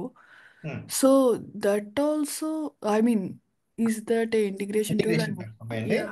But Mhm. See అది ఎక్కువ process ఆటోమేషన్కి ఎక్కువ help అవుతుందండి. Not in to integration, మరి complex integration ప్రాజెక్ట్స్ని handle చేయలేదు. And number of opportunities are very less. Okay. See ఇప్పుడు మనం ఒకటి నేర్చుకోవాలంటే దానికి ఆపర్చునిటీస్ ఉండాలి కదండి. Mm-hmm. కంపారిటివ్లీ ఇప్పుడు మ్యూల్సాఫ్ట్తో పోల్చుకుంటే దాంట్లో ఆపర్చునిటీస్ తక్కువ ఉంటాయి. ఇట్స్ ఏ ఇప్పుడు కొంచెం గ్రో అవుతుంది. ఓకే. ఇండియాలో ఆపర్చునిటీస్ తక్కువ ఉన్నాయి ఎగ్జాక్ట్లీ. ఓకే. అండ్ కంపారిటివ్లీ చాలా తక్కువ ఆపర్చునిటీస్ అన్నప్పుడు మళ్ళీ మనకి ఇబ్బంది అవుద్ది కాబట్టి maybe MuleSoft with Workato is a good combination, కానీ ఓన్లీ వర్కిటే అంటే కొంచెం I doubt exactly. Okay. Okay, but అది ఎక్కువ వచ్చేసి ప్రాసెస్ ఆటోమేషన్కి ఎక్కువ హెల్ప్ అవుతుంది. ఓకే. ఓకే మహేష్. ఓకే, ఇప్పుడు కాంప్లెక్స్ ఏపీఐస్ ఇంటిగ్రేషన్స్ చేయాలంటే అగైన్ మ్యూల్సాఫ్ట్ లాంటి టూల్, అయితే Boomi is also a good choice. But భూమితో కంపేర్ చేసుకుంటే కాంప్లెక్స్ ఇంటిగ్రేషన్ ప్రాజెక్ట్స్ ఉంటే MuleSoft can handle very efficiently than Boomi. Okay, got you. Yeah yeah, any other questions అండి? Debug చేసేటప్పుడే only break point add చేస్తారా? Run చేసినప్పుడు కూడా లేదు, break point? Run చేసినప్పుడు మీరు డీబగ్ పెట్టున్నా కూడా, బ్రేక్ పాయింట్ యాడ్ చేసినా కూడా ఆటోమేటిక్గా రన్ అయిపోతుంది యాక్చువల్గా కూడా. రన్ కి డీబగ్ కి డిఫరెన్స్ ఏంటి? ఇప్పుడు నేను డీబగ్ స్టెప్ బై స్టెప్ చూడాలనుకుంటున్నానండి యాక్చువల్గా. అంటే ఇప్పుడు మీరు చూస్తే నేను ఏం చేశాను, స్టెప్ బై స్టెప్ చూపించాను ఇక్కడ. ఈ స్టెప్, ఈ స్టెప్, ఈ స్టెప్, ఈ స్టెప్. అలా కాకుండా రన్ ఏమవుద్ది, ఇది ఎగ్జిక్యూట్ చేసి రెస్పాన్స్ ఇచ్చేస్తుంది. ఇప్పుడు ఫర్ ఎగ్జాంపుల్ ఏం చేస్తానంటే ఇది స్టాప్ చేశాను. ఓకే, ఇప్పుడు రన్ చేస్తాను ఈ అప్లికేషన్. రన్ చేస్తే నేను ఇక్కడ రిక్వెస్ట్ ఇక్కడ హిట్ చేయగానే ఇక్కడ రెస్పాన్స్ వచ్చేస్తుంది. I not be able to see step by step. అంటే ఇప్పుడు మనకి డెవలప్ చేసేటప్పుడు స్టెప్ బై స్టెప్ డీబగ్ చేసుకోవాల్సి వస్తుంది కదండి చాలా చాలా టైమ్స్లో. ఇప్పుడు ఒక దగ్గర ఎక్కడన్నా ఫెయిల్ అవుతుంది, ఎందుకు ఫెయిల్ అవుతుంది, ఎక్కడ ఫెయిల్ అవుతుంది, ఏమవుతుంది, అక్కడికి ఇన్పుట్ ఏం పంపిస్తున్నాను, అవుట్పుట్ ఏం వస్తుంది, అన్ని చెక్ చేయాలి కదా. చెక్ చేయాలన్నప్పుడు డీబగ్ చేయాల్సింది కంపల్సరీగా. ఓకే, ఇప్పుడు రన్ చేశాను అనుకోండి. ఇప్పుడు చూడండి, ఇక్కడ బ్రేక్ పాయింట్ పెట్టినా రన్ చేస్తున్నా, రన్ చేసినా కూడా రెస్పాన్స్ వచ్చేస్తుంది ఇక్కడికి. అది స్టెప్ బై స్టెప్ ఎగ్జిక్యూట్ అవ్వదు. అంటే స్టెప్ బై స్టెప్ ఎగ్జిక్యూట్ అవ్వదు అంటే నా ఉద్దేశం ఆగి అవ్వదు, ఆటోమేటిక్గా మొత్తం ఎగ్జిక్యూట్ చేసుకొని రెస్పాన్స్ ఇచ్చేస్తుంది అని చెప్పి. సరే, ఇది డిప్లాయ్ లోపల సమ్ అదర్ క్వశ్చన్స్, ఎవరికైనా ఇంకేమైనా క్వశ్చన్స్ ఉంటే ప్లీజ్ ఆస్క్.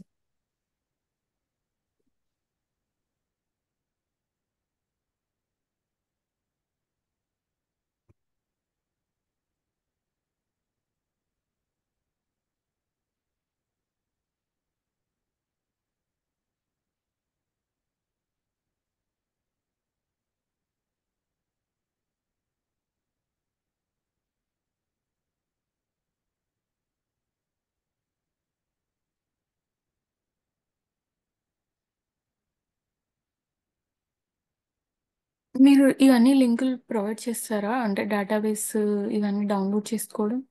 అంతా మొత్తం ఎక్స్ప్లెయిన్ చేస్తాను, డేటాబేస్ ఎలా డౌన్లోడ్ చేసుకోవాలి అంటే. ఎందుకంటే మనకి డేటాబేస్ టీమ్ సపరేట్గా ఇక్కడ ఉండదు కాబట్టి నేనే మీరు ఎలా డౌన్లోడ్ చేసుకోవాలి, దాన్ని ఎలా ఇన్స్టాల్ చేసుకోవాలి, ఎలా కాన్ఫిగర్ చేసుకోవాలి, ఇప్పుడు ఈ MySQL వర్క్ బెంచ్ ఎందుకు ఉపయోగపడుతుంది, అది ఎలాగా చేసుకోవాలి, అన్ని మొత్తం డీటెయిల్గా నేనే చేస్తాను యాక్చువల్గా, ఎక్స్ప్లెయిన్ చేస్తాను మీకు ఏమది.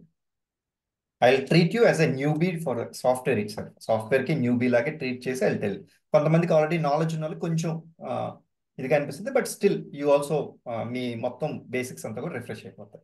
ఇప్పుడు నేను హిట్ చేశాను అనుకోండి, యాక్చువల్గా ఇక్కడ ఆగిందో చూడండి, ఆగకుండా ఇక్కడ రెస్పాన్స్ వచ్చేసింది చూసారా. ఓకే, అంటే స్టెప్ బై స్టెప్ నేను ఈ స్టెప్లో ఏం జరుగుతుందో అంటే డీబగ్లోకి వెళ్ళి చూస్తాను. నాకు జనరల్గా అప్లికేషన్ని నాకు స్టెప్ బై స్టెప్ ఏం చూడబడలేదని అంటే ఇట్లా రన్ చేస్తాం సర్వర్ పైన అండ్ ఆటోమేటిక్గా రెస్పాన్స్ వస్తుంది. ఇప్పుడు చూడండి, మ్యాటర్ ఆఫ్ ఎన్ని 560 మిల్లీ సెకండ్స్లో రెస్పాన్స్ వచ్చేస్తుంది. Sorry 860 milli seconds. చూడండి, ఇప్పుడు 50 మిల్లీ సెకండ్స్. అదే డీబగ్ చేశాను అనుకోండి, ఇక్కడ నేను నెక్స్ట్ నెక్స్ట్ నెక్స్ట్ ఈ లాగర్ కంప్లీట్ అయ్యేదాకా ఇక్కడ రెస్పాన్స్ వచ్చి ఉండదు. ఆ లాగర్ నేను నెక్స్ట్ అని క్లిక్ చేసి ఇది అయిపోయిన తర్వాత then it will get the response అనమాట. అప్పుడు దాకా రెస్పాన్స్ వచ్చింది. That is the difference. Step by step ఏం కావాలో మనం చూసుకోవాలంటే డీబగ్ మనం స్టెప్ బై స్టెప్ జరగకుండా మొత్తం ఓవరాల్గా రెస్పాన్స్ వచ్చేసారంటే రన్లోకి వెళ్ళిపోతాం. ఇప్పుడు రన్లో ఎప్పుడు రన్ చేస్తాం, అప్లికేషన్ సర్వర్ మీద డిప్లాయ్ చేసినప్పుడు అంతా రన్లోనే ఉంటుంది, డీబగ్లో ఉంటుంది అనమాట. Exactly. Okay, yeah, any other questions అండి?